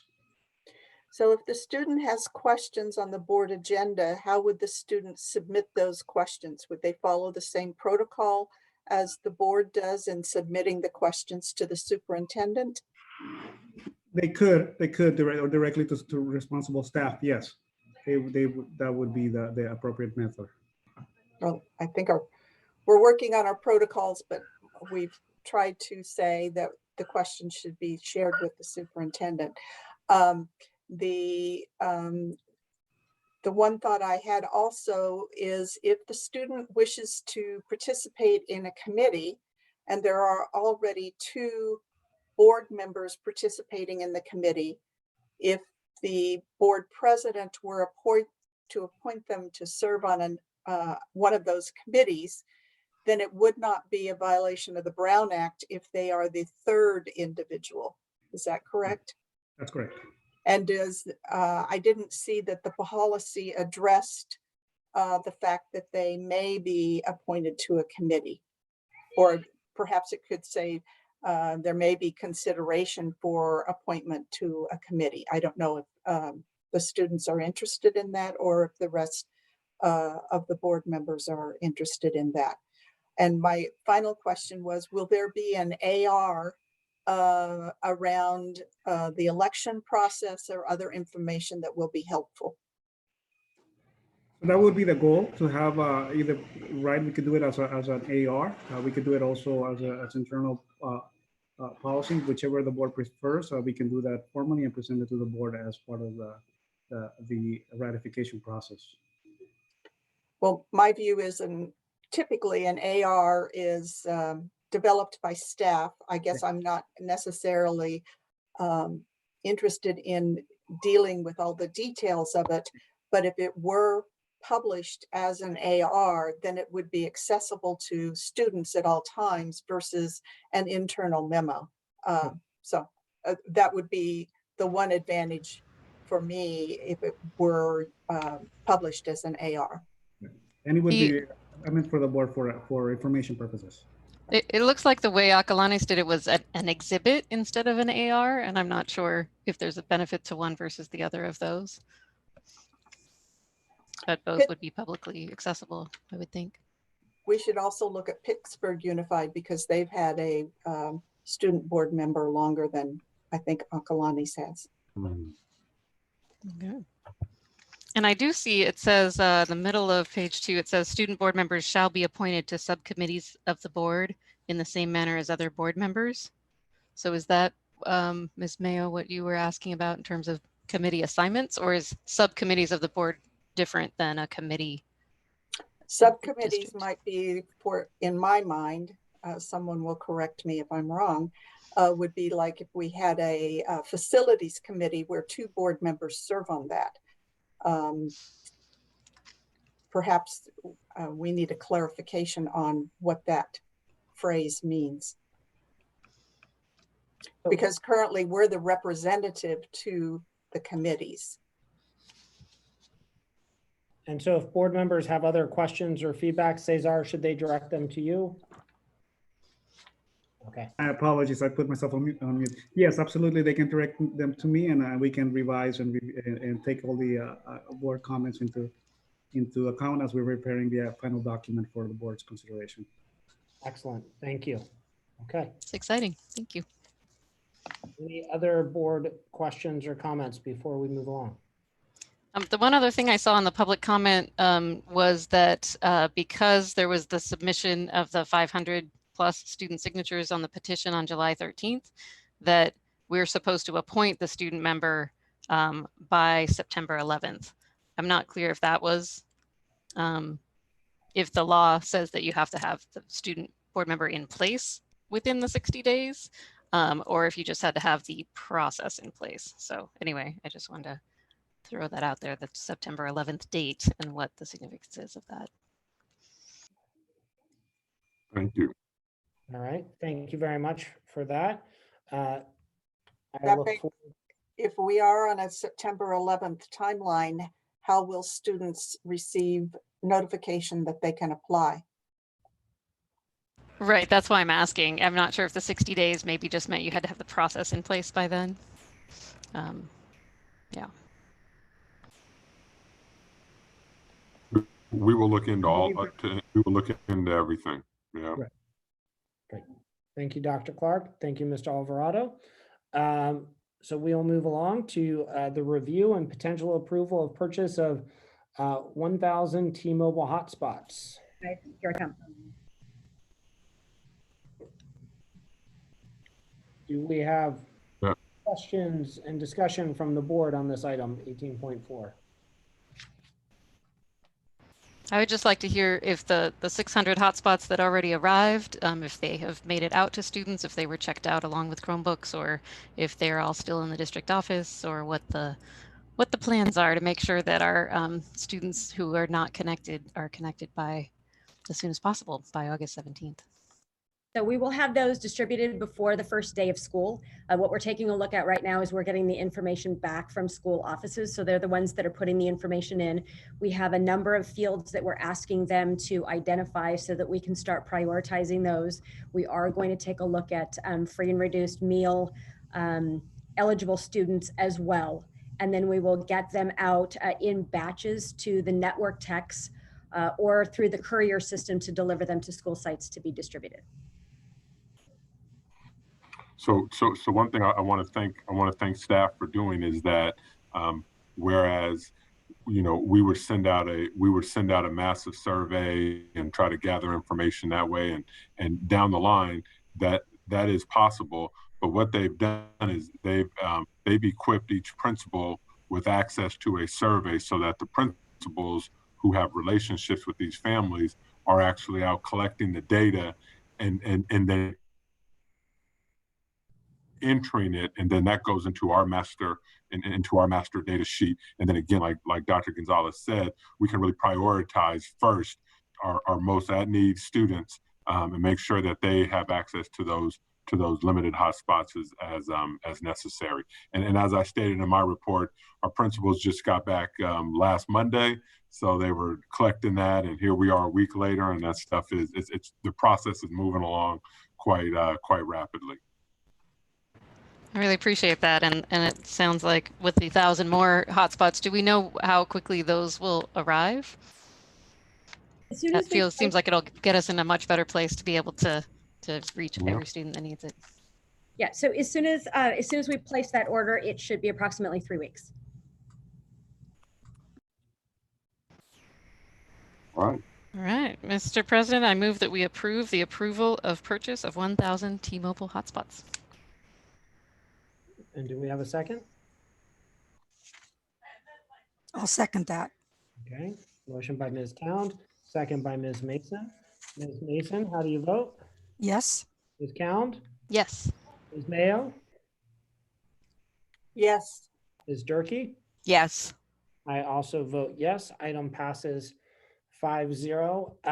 And just a quick question. So Dr. Clark, you had mentioned how, for instance, if a family had a high school student, a middle school student, an elementary student, in all likelihood, that family would receive one hotspot. Just kind of somewhat related, I wanted to ask regarding Chromebooks that people are asking. I think many parents are looking at making purchasing decisions and trying to understand the availability of Chromebooks. Should they go and buy their own, or just how are we set up overall with the Chromebooks? So do we have enough that if people are thinking it would be nice to have, they should go ahead and request it, or are we uncertain yet if we have enough? Or could you just give kind of an update on that to go along with the devices? Yeah, I'm happy to. I know Dr. Gonzalez has been working on this, and we meet almost daily about this topic. And so, Dr. Gonzalez, you want me to give it a stab? And if I mess up, just do this, okay? Go for it. We'll give it a test. What Dr. Gonzalez and her staff have done is they have looked at each site and what their enrollment is, and then how many devices that site has.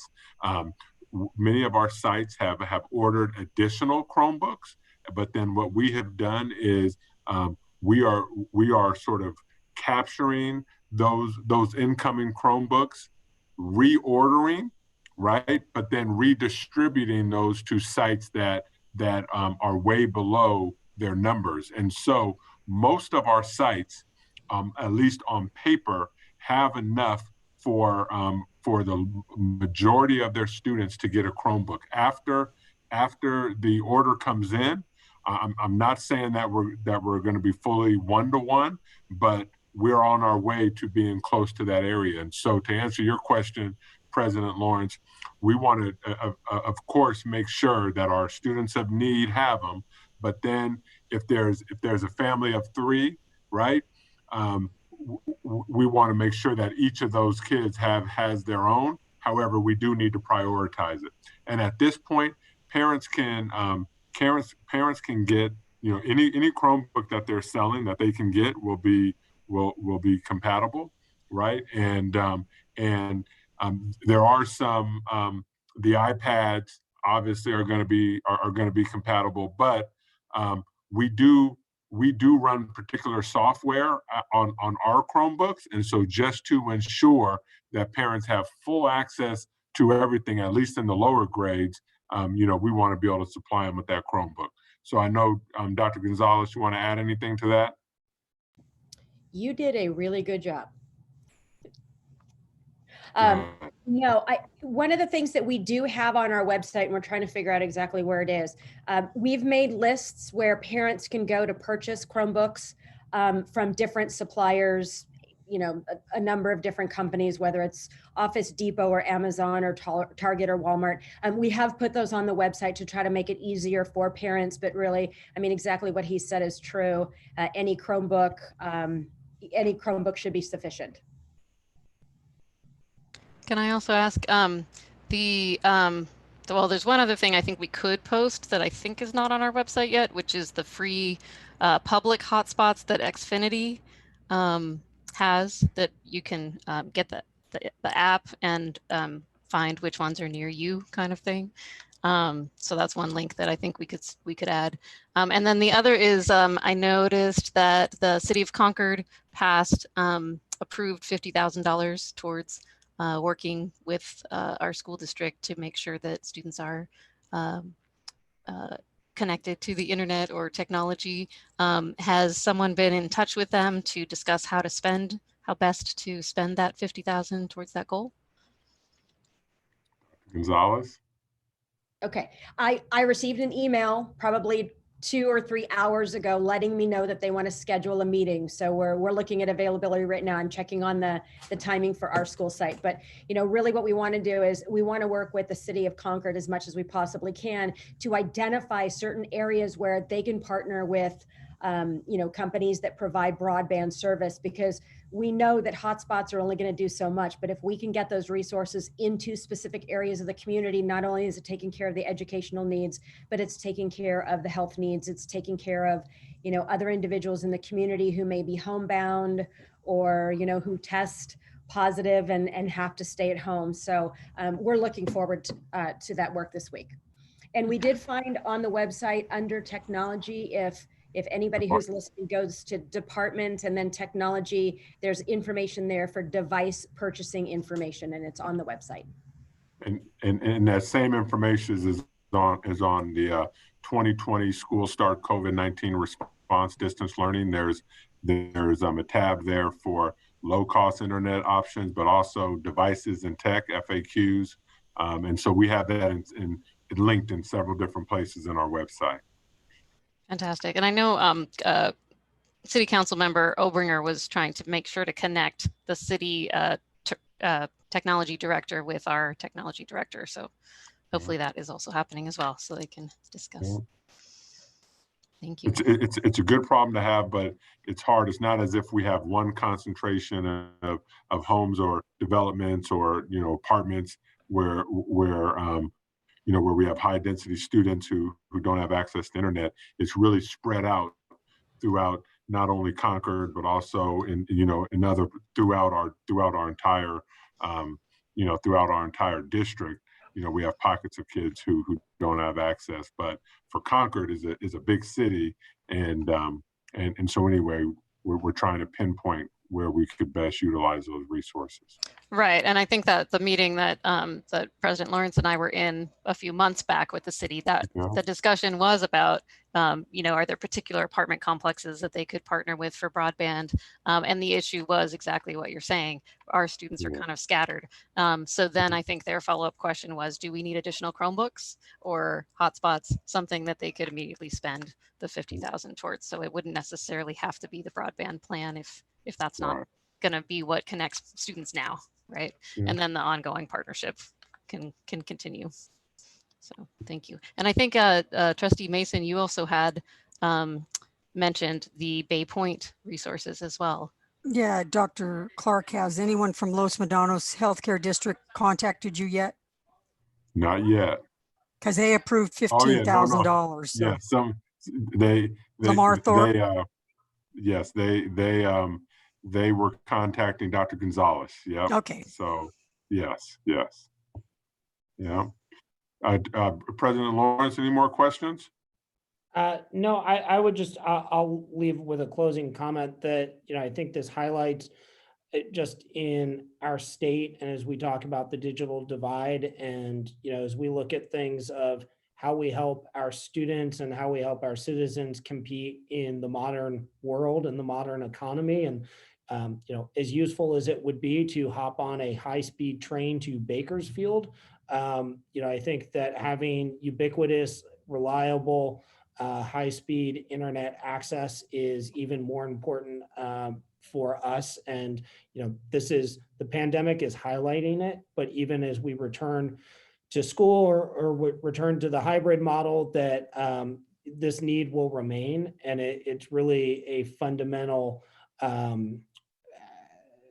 aspect of the modern world and the modern economy. And I think it's something we need to continue to advocate for. So thank you everyone for their efforts, and thank you for other government entities which want to give money towards helping our students. We will continue to take it. So if there are other organizations, we still need help, and we will gladly help put those funds to good use and provide more and more internet access to our students. So thank you. And there are actually a few other nonprofits. Yours Humanly gave some Chromebooks in the spring and is looking for what they can do now. And I believe Lesher Foundation is also wanting to know what we need in terms of hotspots to make sure that the arts programs that they're funding in our schools can actually be accessed by our students. So it's thank you for really identifying the need and making sure to do all the extensive in-person outreach that it requires to find those students. I think it's, anyone who's out there, students, parents, after school providers, principals, if you identify a student, get them on that list, because we want to make sure to serve all students. All right. And I think in the future, we want to continue to look at things that, in addition to the connectivity and the access, is making sure our students have the tools, such as, I'm dialing in here from my office, because trying to do this from home with lots of background noise. And so I think, in that same scenario, Dr. Clark, where you described of, a high school student, a middle school student, elementary, that you've got 3 different kids on 3 different Zooms. And so having the headsets and those type of devices to assist our students, and us continuing to look at the other ways that we can serve them to help them set them up for the best educational experience possible. So we look forward to that. And so with that, we're going to move along to 18.5. Or I'm sorry, did we? Yep, we're all not vote. Did we vote on that? Yeah, we voted, right? We made a motion. I don't recall if we voted. We don't want to miss that. Yeah. Okay. So we need to. Okay. You All right. voted. I wrote it down. Okay. That's what Okay. I was like, all right.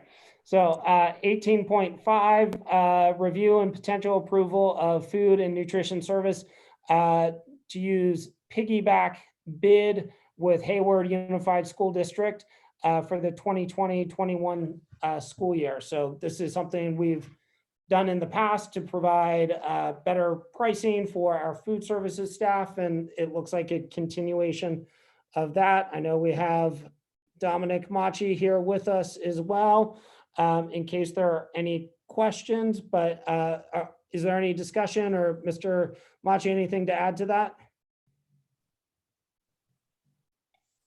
Good evening, everybody. No, this is really it's going to be the last year of the bid that we are going to do for these last 2 years with the building of our new food and nutrition services warehouse. We can change really the procurement practice that we have done in the past.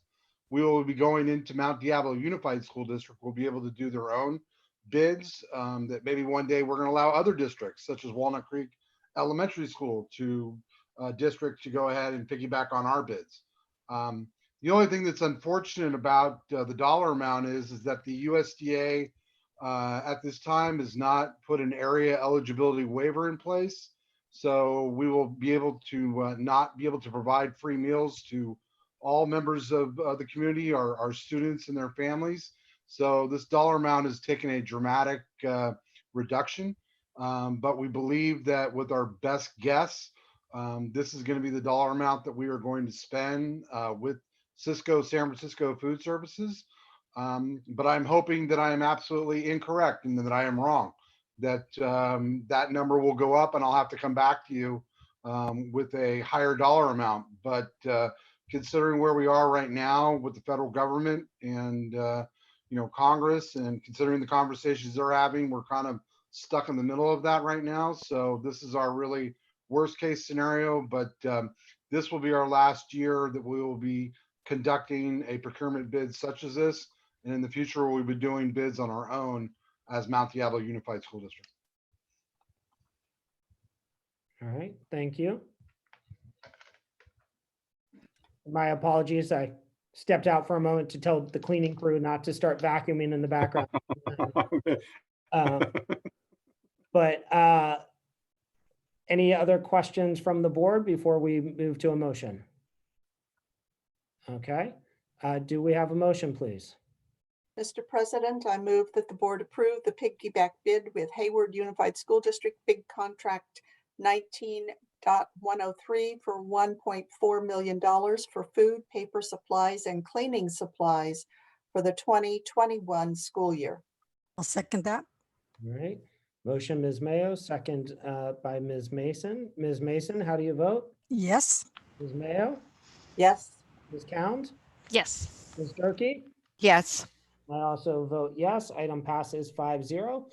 So we move along to review and approval of the Burke, Williams, and Sorensen legal services contract. Do we have any board questions on this item? Okay, is there a motion from the board? Mr. President, I move that the board approve the legal services contract with Burke, Williams, and Sorensen LLP. Okay, and do we have a second? I'll second. Okay. All right, we'll go Ms. Cound, seconding Ms. Mayo's motion, but Ms. Mason, you get to vote. So how would you like to vote, Ms. Mason? Yes. All right, Ms. Cound? Yes. Ms. Mayo? Yes. Ms. Durkee? Yes. I also vote yes. Item passes 5-0.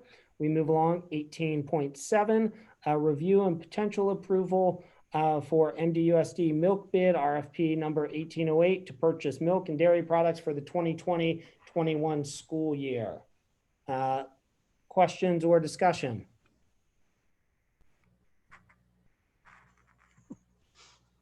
I'm waiting on you, Mr. Lawrence. Yeah. We're all waiting for you. Well, We've been together too long. I think there are many important issues facing us. I will be voting no on this, but I will, my quest against big dairy will continue. But I think we, like I said, we have larger issues. So I will simply let my vote stand for itself beyond that. But You need to take that argument to the Department of Agriculture. that's my next stop. Okay. All right. Any other discussion? All right. Do we have a motion, please? Mr. President, I move that the school district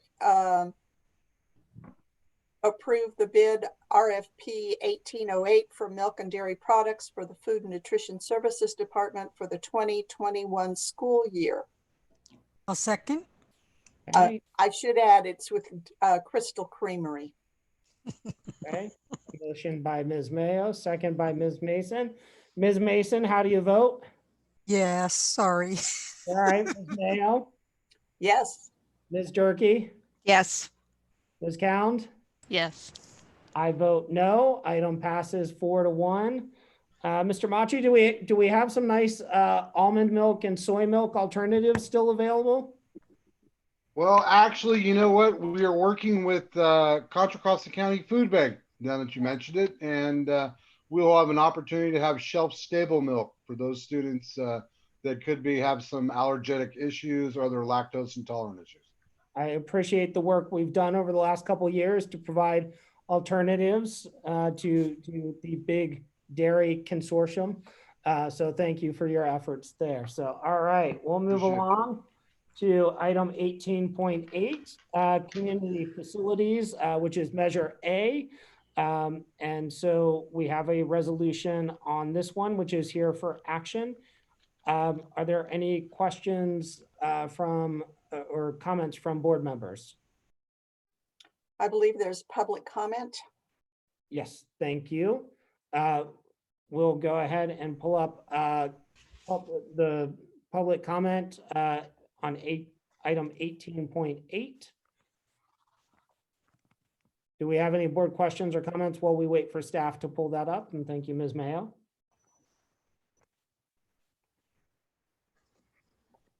This resolution is Please, Ms. Mayo. This resolution is a typical resolution that's been on the docket since Measure A passed around, well, it passed in 98. So since since 2000, I have asked for a clarification regarding some of the information contained in the docket, but that information does not change the need for adopting this resolution. Okay, thank you, Ms. Mayo. And are we set to go ahead and play the public comment on this one?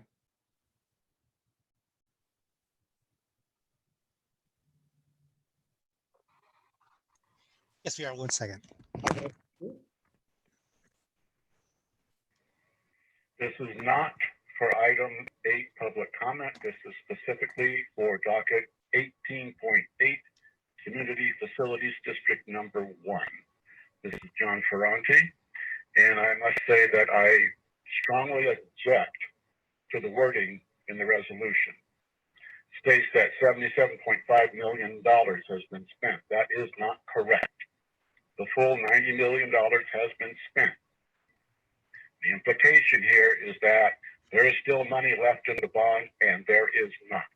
This is very misleading to the public, and I request that the value be changed to reflect that all $90 million has indeed been spent. Thank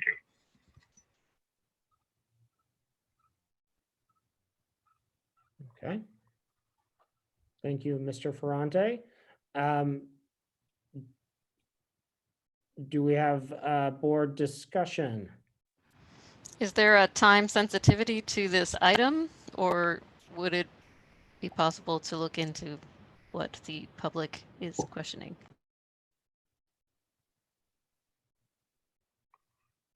So we have Mika who's sitting in for Dr. Gonzalez. Mika, would you like to respond to that? Is this time sensitive?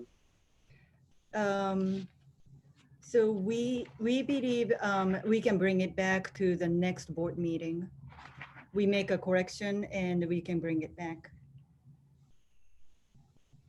So just for clarification, I don't see the same language in the docket that is in the resolution itself. The statement, it's the third whereas does say factually on August 7th, 1990, the board authorized the issuance of $90 million in principal amount of special tax bonds. And that is factual. So my question, yeah, so along those lines, the resolution, I wonder, is there an issue with the resolution itself? Or is it the wording of the summary, which could certainly be changed? It looks like the wording in the summary was incorrect. And the resolution, 90 million is correct.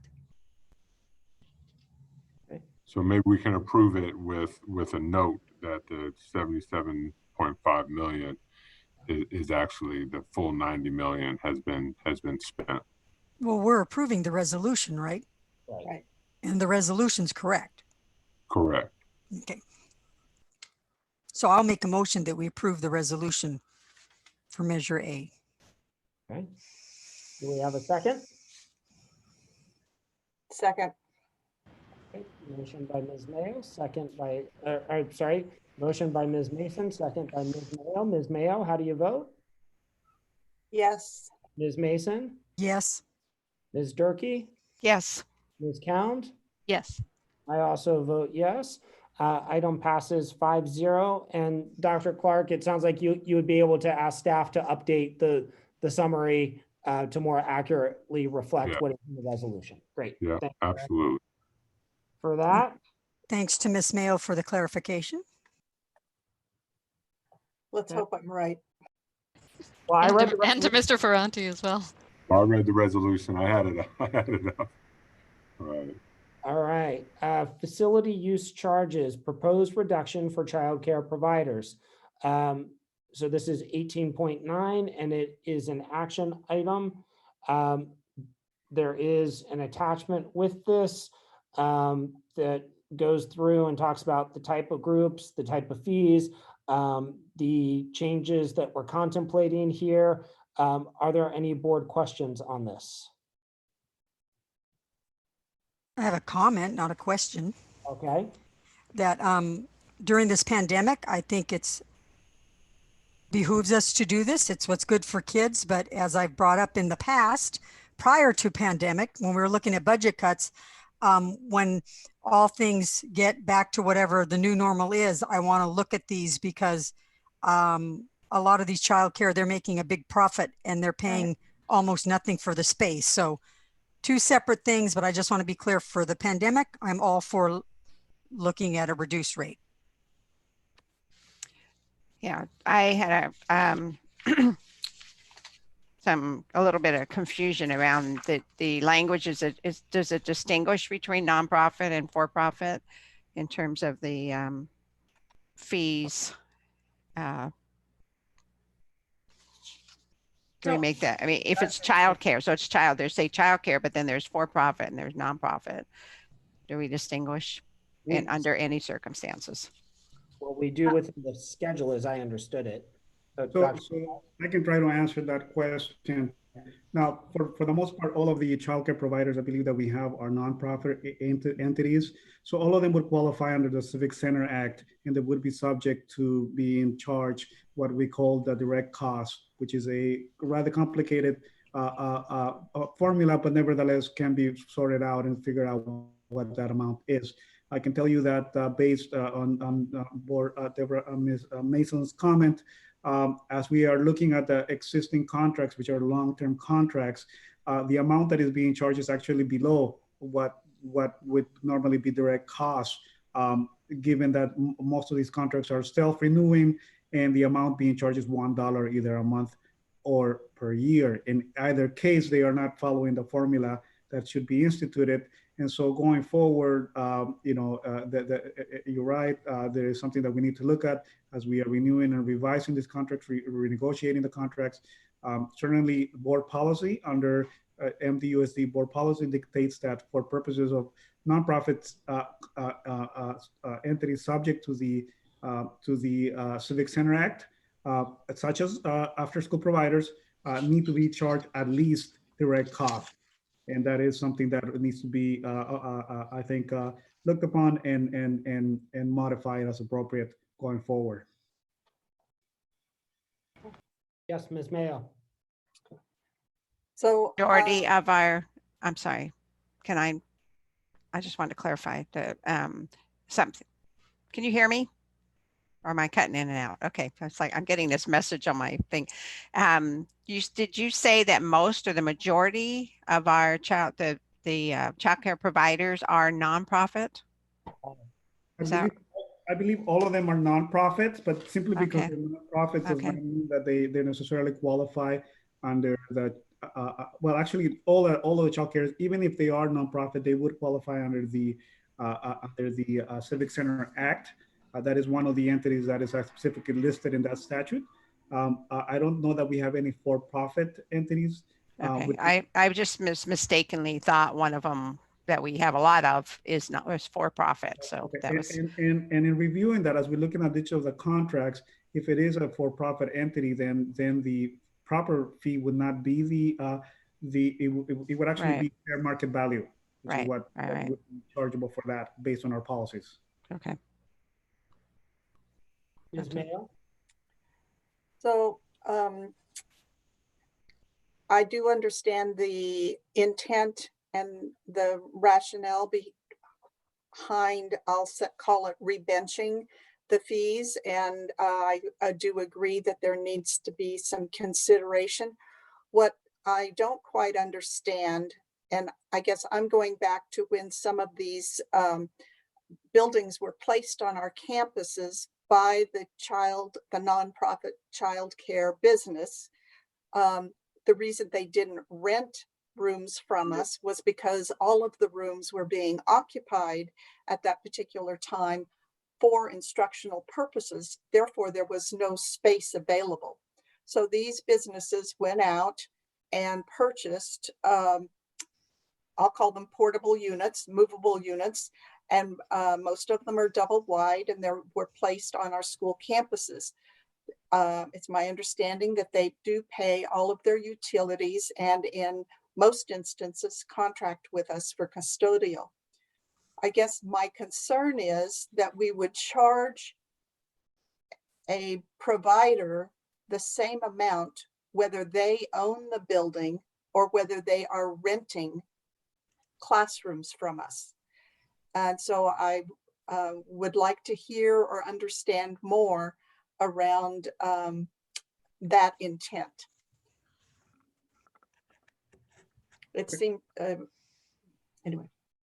So in calculating direct costs, it incorporates a number of factors, and one of them is whether it actually has actually a facility standing versus just simply a plot of land. And so there would be that would actually be taken into account. Yes, that's my understanding that for the most part, these folks are essentially renting a space and then putting in their own building as part of that. This is a decision that was made several years ago. Nevertheless, that can be taken as a factor in calculating direct costs, both either for a standing facility or for simply fields, for example, or land that is being rented out to them. Okay. So I did not understand that based on the information we had received, that there would be a differentiation. There would be a consideration for that. And I think Dr. Gonzalez can address this more directly, but my understanding is that what we are talking about going forward, at least for purposes of this process, where we have distance learning, and they are asking for actual facilities that include classrooms, not empty space, and so that's why that's what's being addressed and being proposed by Dr. Gonzalez and the finance team, in terms of the amount that will be charged for actual existing classroom space that is not being utilized during the distance learning phase. That is correct. So just to clarify, first of all, let me go back to the custodial. If they use our restrooms, they do pay for custodial. If they do not use our restrooms because they have their own buildings, they're taking care of that automatically through whatever custodial contract they have. But we are talking right now specifically about organizations that have come forward, and I just double checked, and it sounds like it's likely 7 to 8 school sites where the providers are asking for additional spaces. So regardless of whether they own their buildings or not, they're looking for additional spaces on the campuses There was some concern that they had raised with us about the cost of those, which is why we brought this recommendation forward. So oh, go ahead. So thank you for the clarification. This is not for their existing contracts with us. This is strictly for the additional spaces that they are asking for. I think there's a number of things going on. It's for the additional spaces they're asking for. It's for those that are coming up for renewal, that if they're renting spaces, they need to be charged the appropriate amount for renting rooms, which we're proposing is half, because most of them are also going to be going 6 a.m. to 6 p.m. And then what Mr. Alvarado is also saying is there's also the cost if somebody has brought their building in to double check and make sure the fair market value of the space they are occupying on the school campus is also charged. So there's a number of conversations or a number of pieces going on simultaneously. Ms. May, did that answer it, or did you have a follow-up, Ms. May? I can't get, I'm sorry, I've lost my view. So is this item up for a vote tonight? Yes. Is the recommendation clearly stated that we are accomplishing 3 things at this with this vote? I guess that's where my confusion came about.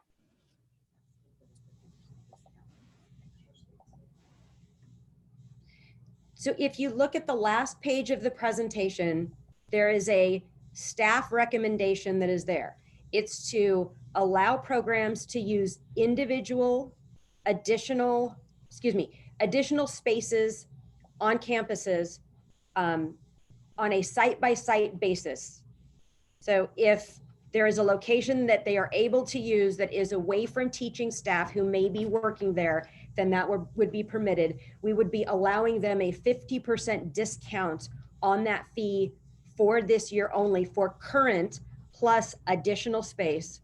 We are letting you know that the custodial and the utility fees will still be charged, and we have updated our custodial fees. And then Mr. Alvarado is renegotiating the expiring contracts for direct cost. The direct cost for this year would be 50%.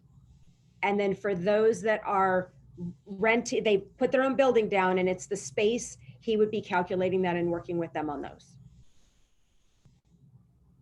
And those contracts will be negotiated on a case-by-case basis. And so that item specifically is not up before the board, simply as an informational item to the board that we do need to be able to calculate what direct costs are going forward with respect to even with plots of land that are being leased to entities that have their own building in there.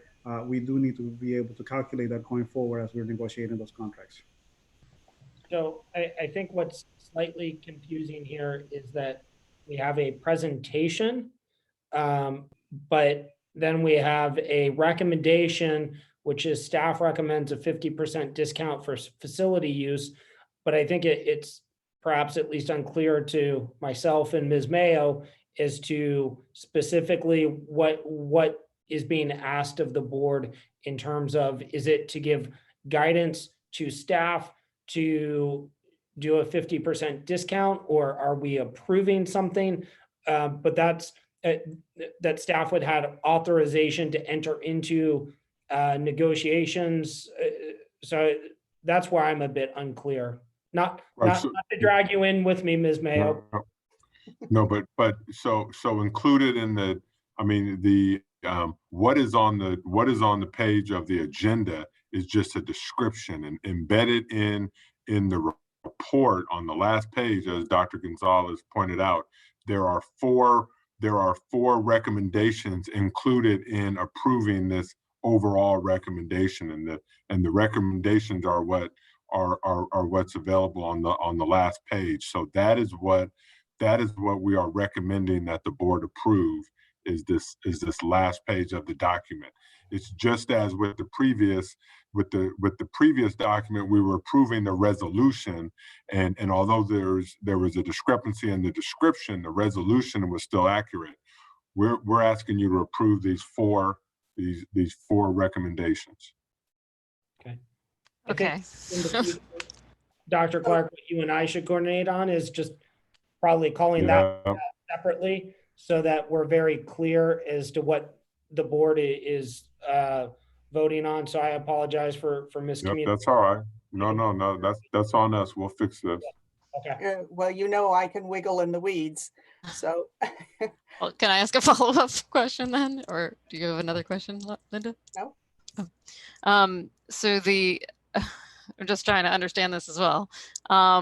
There was a question that came in on public comment about whether if they're renting the classrooms, which they normally would do maybe after hours, right? But in this case, they're doing it during the full instructional day. So the question was, are they considered group 1 for during the instructional day, and then group 3 for what would normally be after hours until 6 p.m.? Do we have a clear answer on that?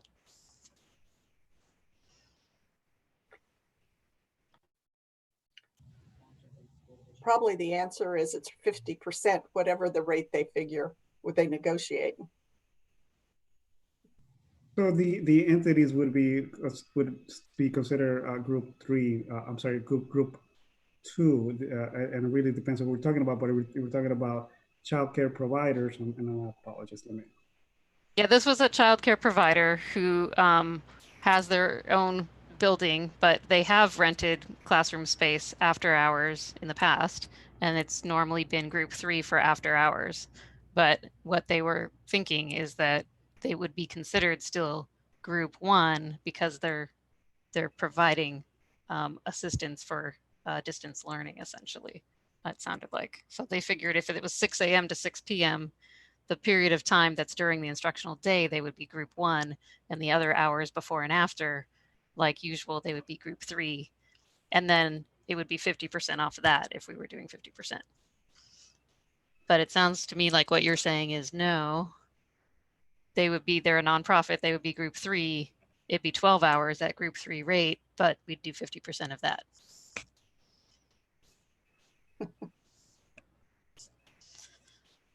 That's how I'm reading it. Yes. So group 3, they would be group 3 the whole time, is what you're saying. Correct. Okay, so the scenario in slide 10, I think basically says that. So the $75. It's $75 for 4 hours. If they're there for 12 hours, you would multiply that by 3. I just tried to use the calculations that were already here. Oh, so, okay. If they then needed 2 rooms, it would be $450 a day. And then we would take 50% off of that. So it'd actually be $225. That is, I believe that is correct. Just want to make sure that everyone's clear at, of what we're approving here.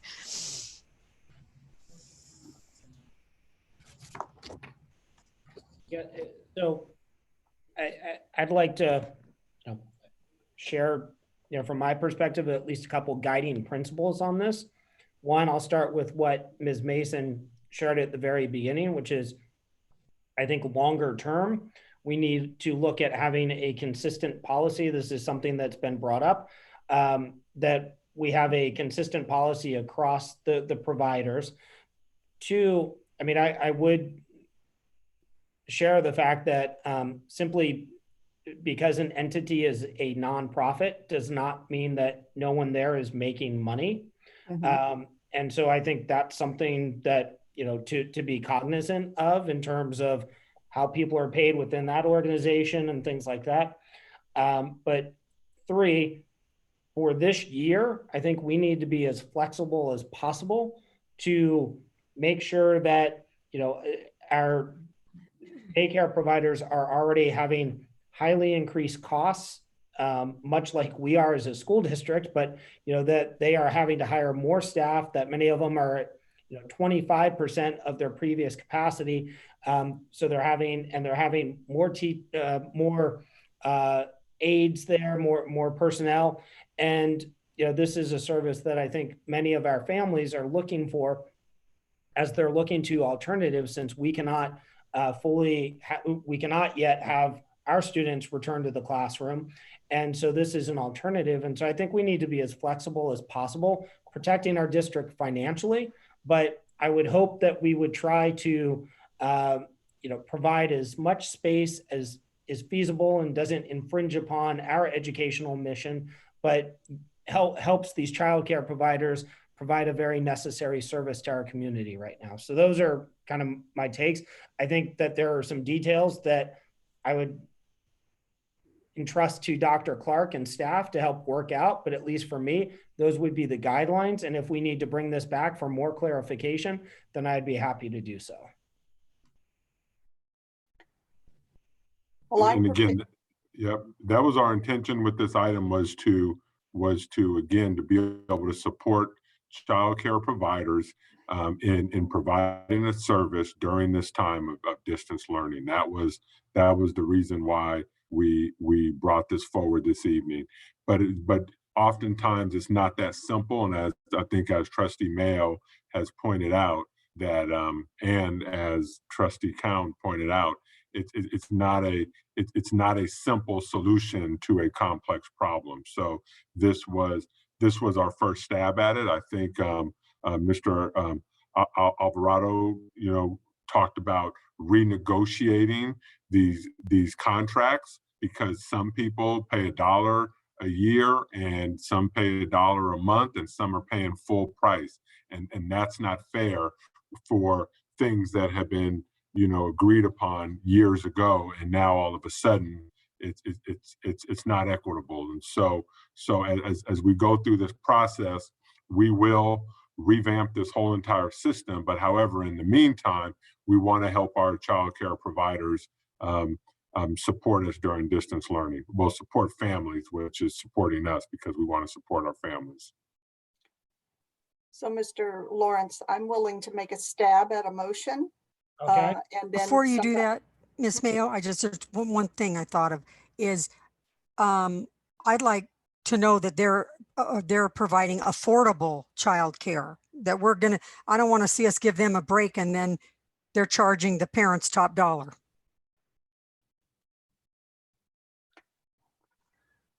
Or maybe we can't do that, but. Yeah, I don't know.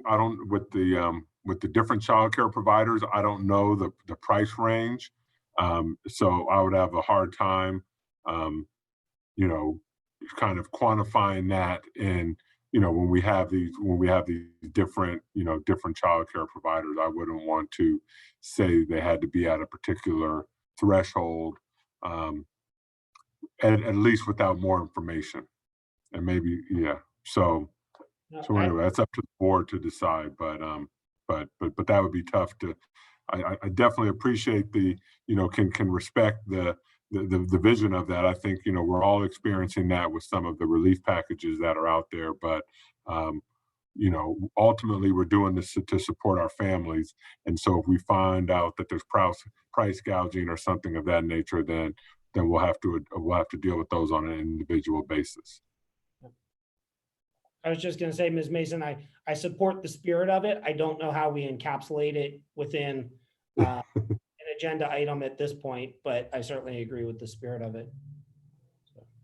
I do have one more question though. The 50%, is that also of the custodial, like just looking at this final slide, I'm not sure if your intent when you put the allow for 50% discount as the second bullet, and then the third one says continue custodial and utility fee charges. Did you mean there would be 50% off of that as well, or not?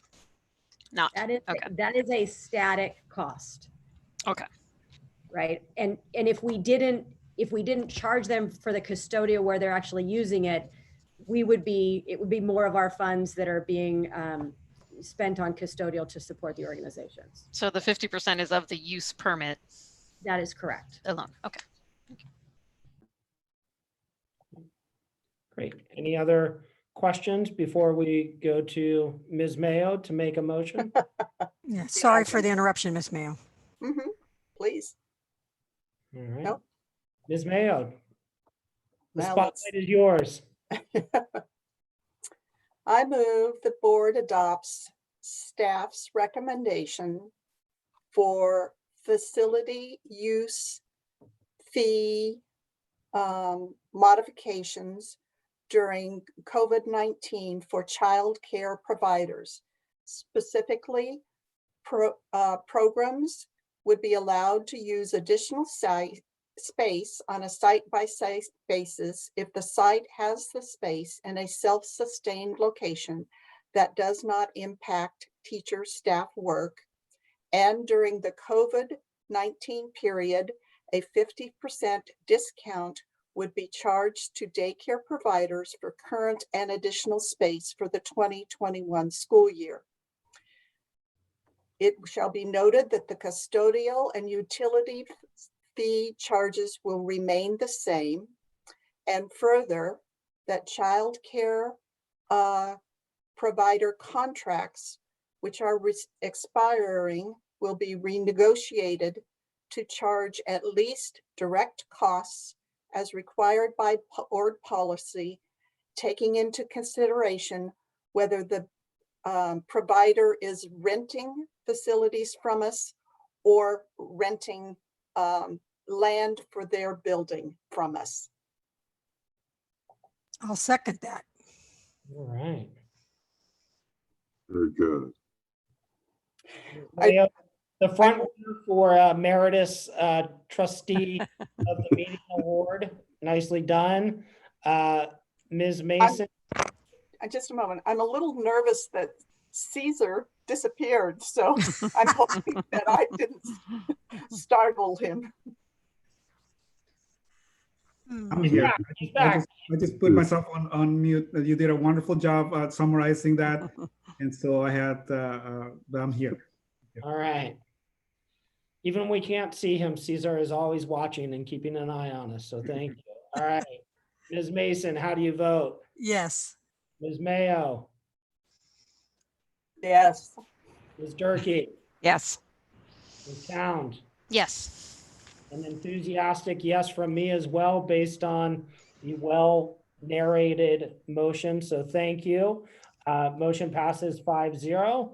And we move along to our last business item of the evening, which is a update on the 45-day budget, which, sorry, I've got too many tabs now open. So it is the review and potential approval of the 45-day budget. And sorry, I didn't get that precisely because until I return to that tab, but I think that's probably enough.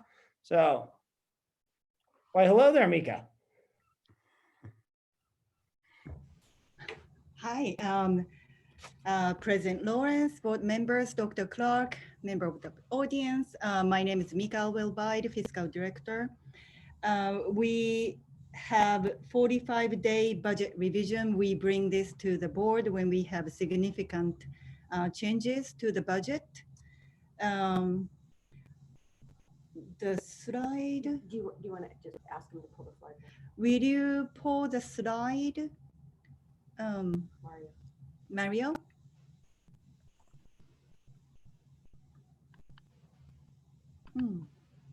This will just take a second.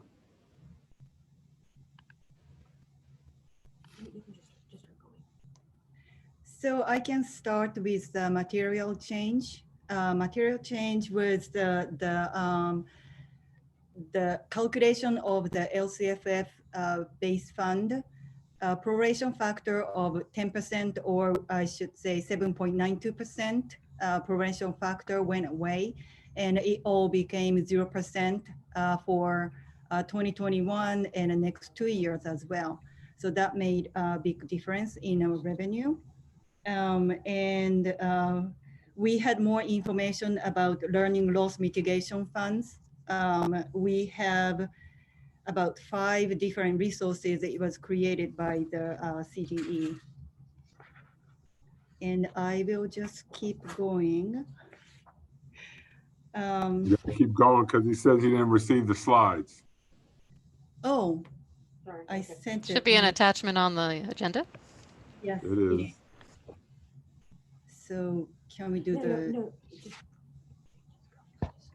Okay, so when we created the 45-day budget revision, the assumption was other than the 0% quota, the enrollment we calculated with about 0.8% decline, which is about 240 students, and estimated unduplicated pupil count, no, the percentage for supplemental funding calculation was 48.87%. And step and column increase, it has been 1.5%. And health benefit cost increase, we received some new information and we increased by 10% per year. Oh, there it is. Great. I'm not there yet though. Yes, that's the page. Thank you. Thank you. So I'm about in the middle. So with our enrollment decline, we reduced the teacher FTE as well. We calculated about 7.5% FTE decrease, which is included in the multi-year projection, which was included in adopted budget as well. CPI, Consumer Price Index, there was a little bit change. 2021 is the 0.89% increase, and then 1.59%, and then 1.87% increase. STIRS rate changed just a little bit in 21-22, but it was about the same from adopted budget. PERS rate didn't change from adopted budget. Next slide, please. So this is a multi-year projection. As you can see, the unrestricted fund increased about 22 million.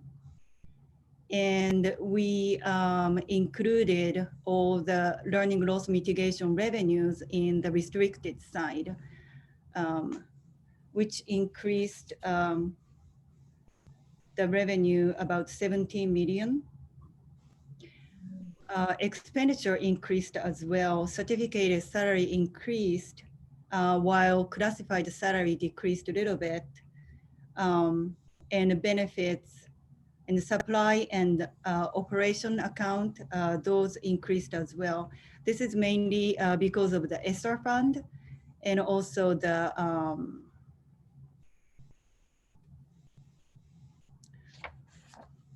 sorry, I'm blanking out. Oh, GEAR fund. Yes. Oh, no, I'm sorry. ESSER fund increase, and also the litigation, not litigation, gosh, learning loss mitigation fund, that was included in revenue, but we never included expenditure. So that was added as well. And there were other several new resources came up that made changes in 4,000 and 5,000 supply and operation service account. So in 2021, district can make the 3% reserve, which is the requirement is about 11 million. And we have 11 million to be able to reserve, and 15 million will be set aside to cover the deferrals, cash deferrals. And 21-22, 3% reserve is about 10 million, we can make it. And 22-23 school year, the requirement of 3% is 11 million, while we have $171,000 that we can assign it to the 3%.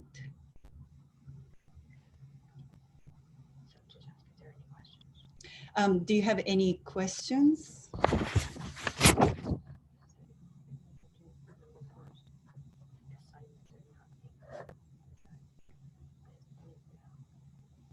So overall, would you regard this as positive news compared to where we were the last time we had an update, or what is your assessment? I believe this is positive, while I still have to alert about the cash deferral, because we have not heard anything about cash deferral being going away. It is, as far as I know, it is still happening. So even though we have on the budget, it looks like we have money, we still don't have the cash.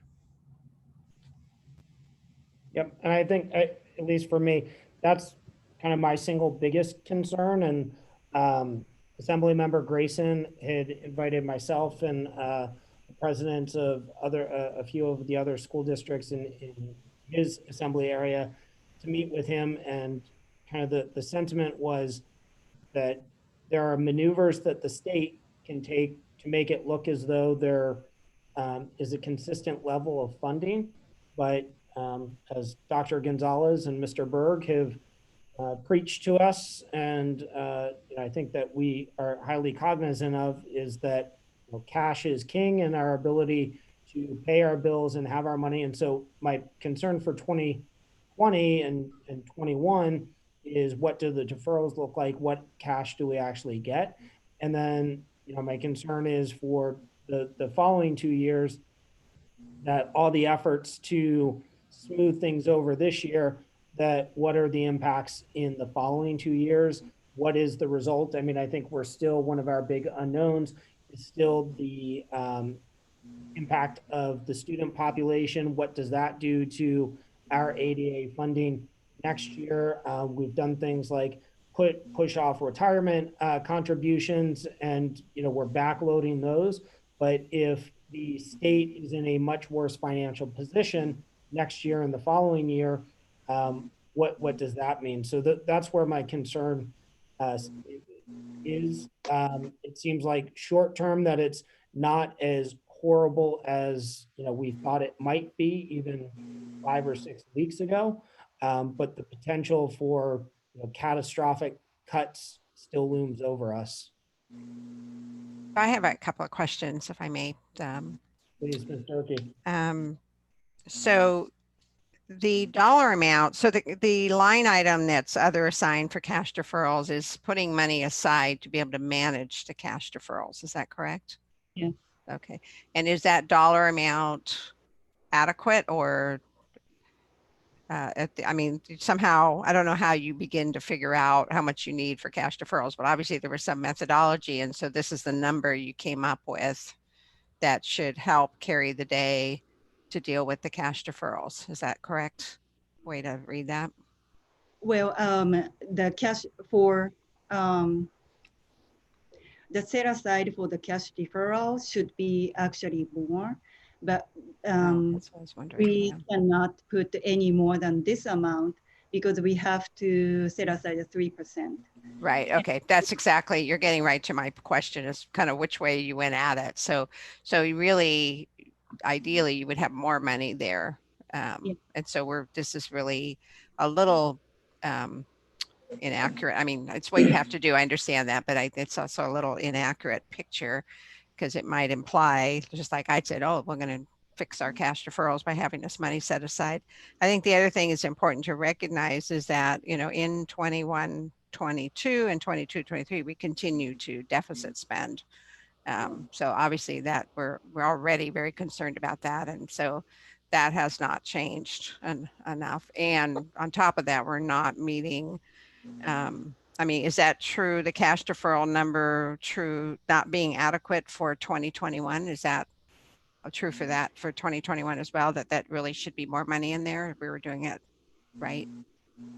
If we really set aside the money for the cash deferral, yes, it should be more. And another okay. point out is that whatever the money we received for learning loss mitigation, those are all one-time money, even though we received 19 million and earlier we received more, but those are all one-time money, and some of them are expiring at the end of December 31st. And how confident are we in the federal revenues numbers. That line item across the 3 years. Some of the concerns that I have about the federal money, first of all, there's a set aside that we have to identify for private schools, and that's something that we're doing right now. So we're working on those calculations a number of different ways, because there's litigation at the federal level on exactly how that should be doled out. There's also some talk in all the circles that I'm sure you've probably heard about the federal funds and whether they're going to be tied to actually opening schools. Right. So while we're identifying those amounts here, we're certainly not putting them anywhere because we don't know if all of that money is going to come in or what those set asides need to be. So these are some of the ongoing conversations that we're taking a look at countywide. We've been working really closely with the county office and neighboring school districts to make sure that we're all on the same page, because it's been confusing. Yeah, so I mean, I appreciate it's helpful for us to have this clarity, because I think I understand it's the need to make the numbers work on the page, you know, as best we can. But I also think, you know, at least especially for the board and especially for the public as well, to understand that some of these numbers are shaky, right? So again, the deferral line item is not enough, and the federal dollars are, you know, questionable, whether, you know, who can guess what's going to happen there. So I just think that, I don't know, maybe I don't know if we know a little asterisk or something, and I don't know in terms of submitting to the county office if that kind of clarification is necessary. But I think for all of us to keep that in mind, and just the reality that we're still deficit spending the last 2 years is important to keep in mind. Again, we've been working really closely with the county office. Mr. Berg is here in the meeting with us. Yes, I see him. Is there anything else that you'd like to add, Mike? Well, I think that Member Durkee's observation is very keen. The monies that are being infused this year, well, not yet received, number one, are down in the cash deferral assignment just because that's what's available. If there were more available, more would be posted there, but it's not. More importantly, as you spend money reopening schools, I listened to your technology presentations and others earlier tonight, those monies that are down in assignments could well be reprogrammed into the expenditure side of the budget. That's going to do two things. It's going to reduce your cash deferral assignment. It's also going to increase the deficit spending this year in the restricted side, and it's going to ultimately increase the deficit spending going forward. But the biggest observation is that this is one-time money. It's not yet received. It doesn't cover the cash deferrals, that is. And you're right, the structural deficit spending is still going on. It's just masked by this one-time infusion. So it's still a goal, and not ironically, the 22-23 deficit spending trend of 21 million is not exactly, but approximately what was projected in your adopted budget. So even though that cash has come this year, it's expected that it'll be expended either on reopening or on cash deferral, and therefore you still have some major corrections to do over the next couple of years. Is it at all possible, just as an information piece, to know again what those dollar amounts in the cash deferrals should be? And I mean, I realize there's lots of variables here, so you know it's always moving. But just for that, because we are confronting cash deferrals, we haven't haven't for a little while anyway. You know, what dollar amount would really be better? You know, really more adequately do the job. Yes, what's effectively going to happen if they don't rescind the cash deferrals is you're going to lose, I believe it's part of February, most of March, April, right, May, and all or part of June. So you're going to lose roughly 40% of your annual apportionment, which is a huge number, $100 million, give or take, more than that, if they hold. We just don't know that yet. We're monitoring that closely.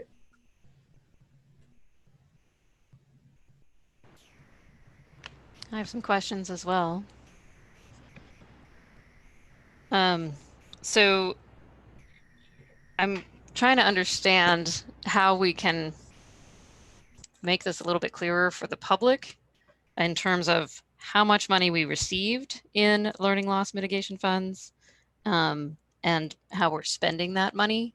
I feel like it's confusing to put it at all in other assigned for cash deferrals because we are supposed to spend it this year on specific needs for COVID.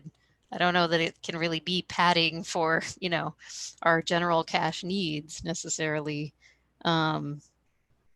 It seems to me it would be clearer if we had a line item of assigned, the revenue line item, and then an additional line item for the assigned funds for learning loss mitigation, because we also need to report on those funds as well. And that was guidance that came from me.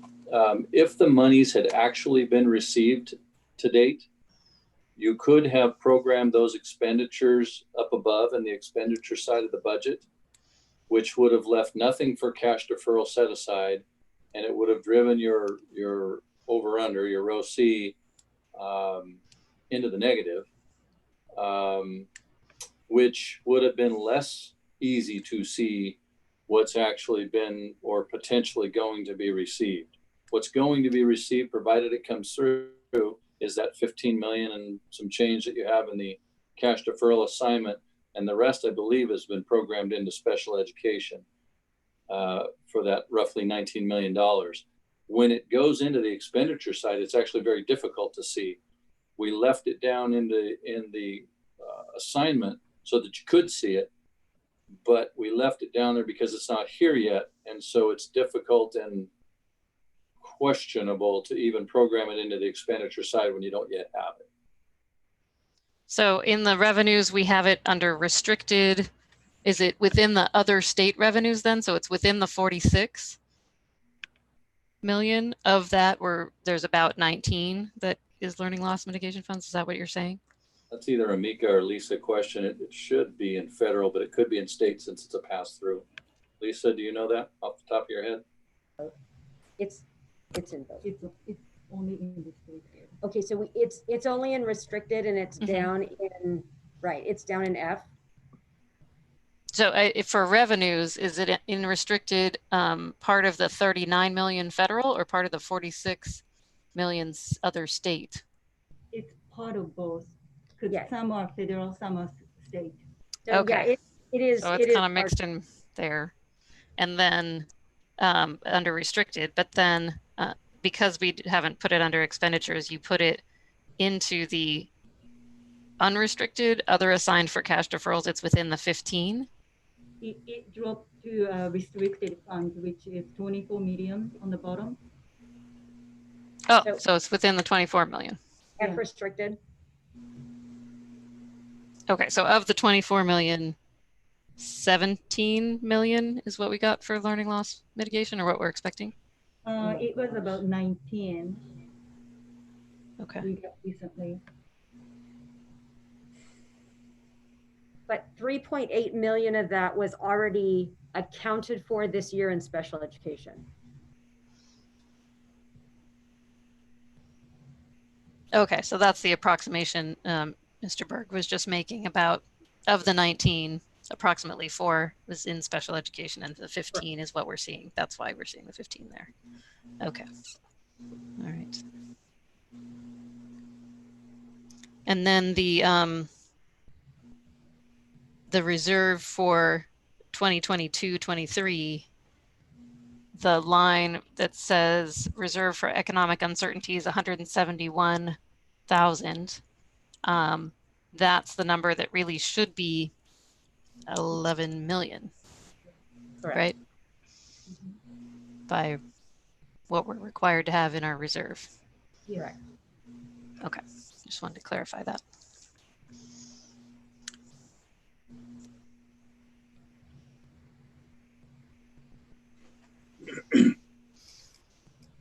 I mean, this is kind of the equivalent of, your employer comes to you and gives you $100 cash, says, here you go.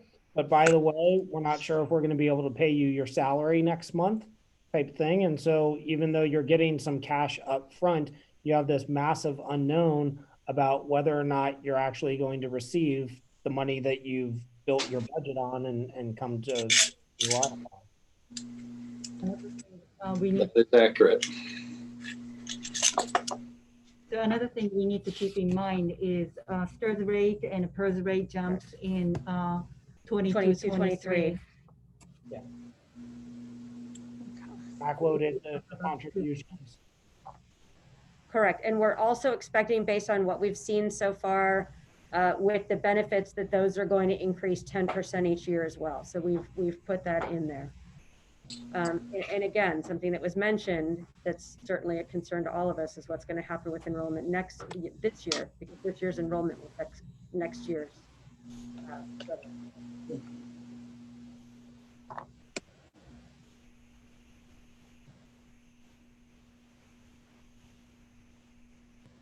Other questions or comments from the board? Just, Lisa just mentioned the enrollment. Where are we on the hold harmless? Right. So 2021, we're going to use 1920 ADA, but in 21-22, you're going to use 2021 ADA. So if our ADA goes down significantly this year, that will affect next year. Got it. Thank you. That's why I was saying, Deborah, that's, I think, a really good question, because that's my concern, is what this looks like next year, because the baseline being, to our best guess, maybe there's some type of mitigation or hold harmless to some extent next year, but I don't know that we could count on that. And it's going to be based on this year's enrollment, and we don't know what that's going to look like.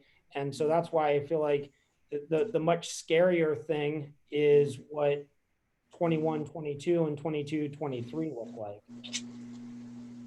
And so just because, someone's come up and given you $100, but then you've got this massive, spending the $100 right now when you know that, your salary's at risk of being deferred or slashed in the very near future, leaves you with a lot of concerns. Bottom line, it's what Mike has told us all along. We still need to make cuts. Yeah, it's what we were running into pre-COVID, which is that the state and federal revenue is not keeping up with our expenses. But then even worse now due to COVID. So our expenses are approximately, are pretty much the same in 2020, 2021, 21, 22, but the revenue is significantly dropped, and we have no other way to count on any additional revenue.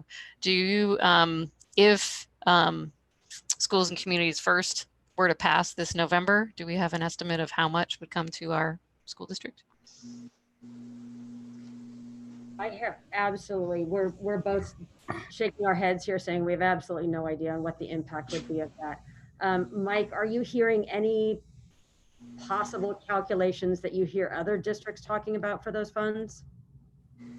I am not at this point, because as with any initiative like that, it's still subject to the legislative interpretation of the distribution of those dollars. So it'll be embedded somewhere in the LCFF calculator, but no additional information. So to me, this also shows the importance of, why we as a board endorsed Schools and Communities First. It's likely not enough for what we need, but would make a significant difference if it passes in November. It's a shame that CSBA did not. Agreed. Well, there were those of us who tried. I know you did, Linda, but they're still beholden to the unions. That's where they get their money. So there we go. Any, oh, go ahead. So if schools and communities first were to pass in November, we wouldn't see any proceeds from that till 22-23. Is that correct? That's most likely correct. And, you know, it's just very difficult to predict. Anytime there's new revenue that comes to the state, initially it looks like new and additional revenue to schools, just like the lottery did. And then occasionally, maybe more often than not, when more revenue comes, some other kind of revenue goes away, or some other kind of debt load comes toward you that offsets the new revenue. So it is just very difficult to predict. Correct. Thank you.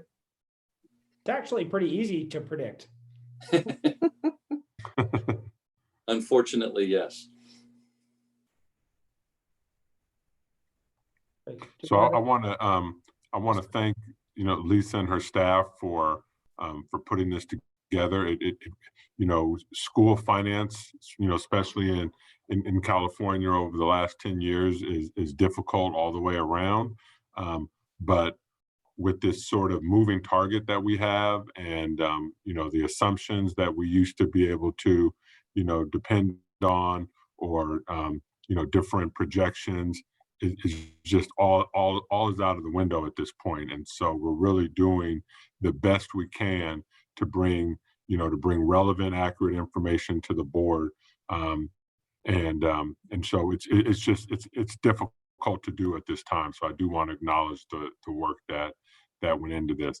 I did have the opportunity to sit down with Lisa and Mike last week for, you know, we sat for at least 2 hours, just talk, you know, we had this very document right here, and just talking about our budget, talking about some of the, you know, some of the practices and procedures, you know, that we have in place, or ones that we need to put in place, and just really being mindful of, you know, being mindful of what, you know, what we utilize our resources for going forward.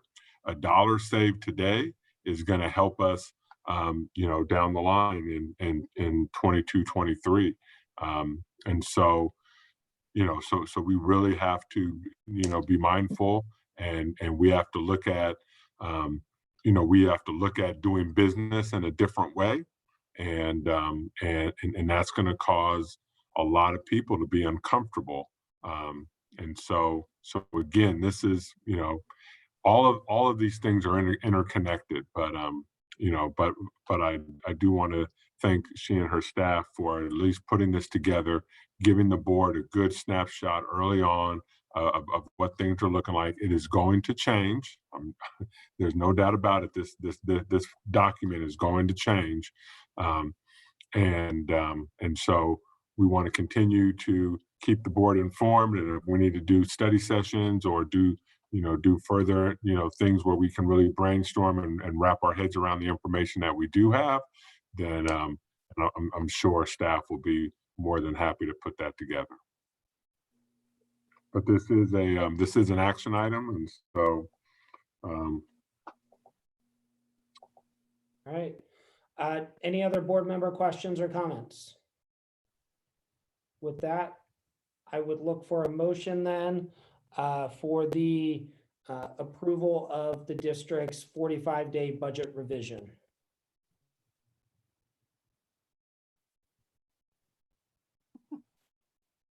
I would make a motion that we approve the Mount Airy Unified School District's 45-day budget revision.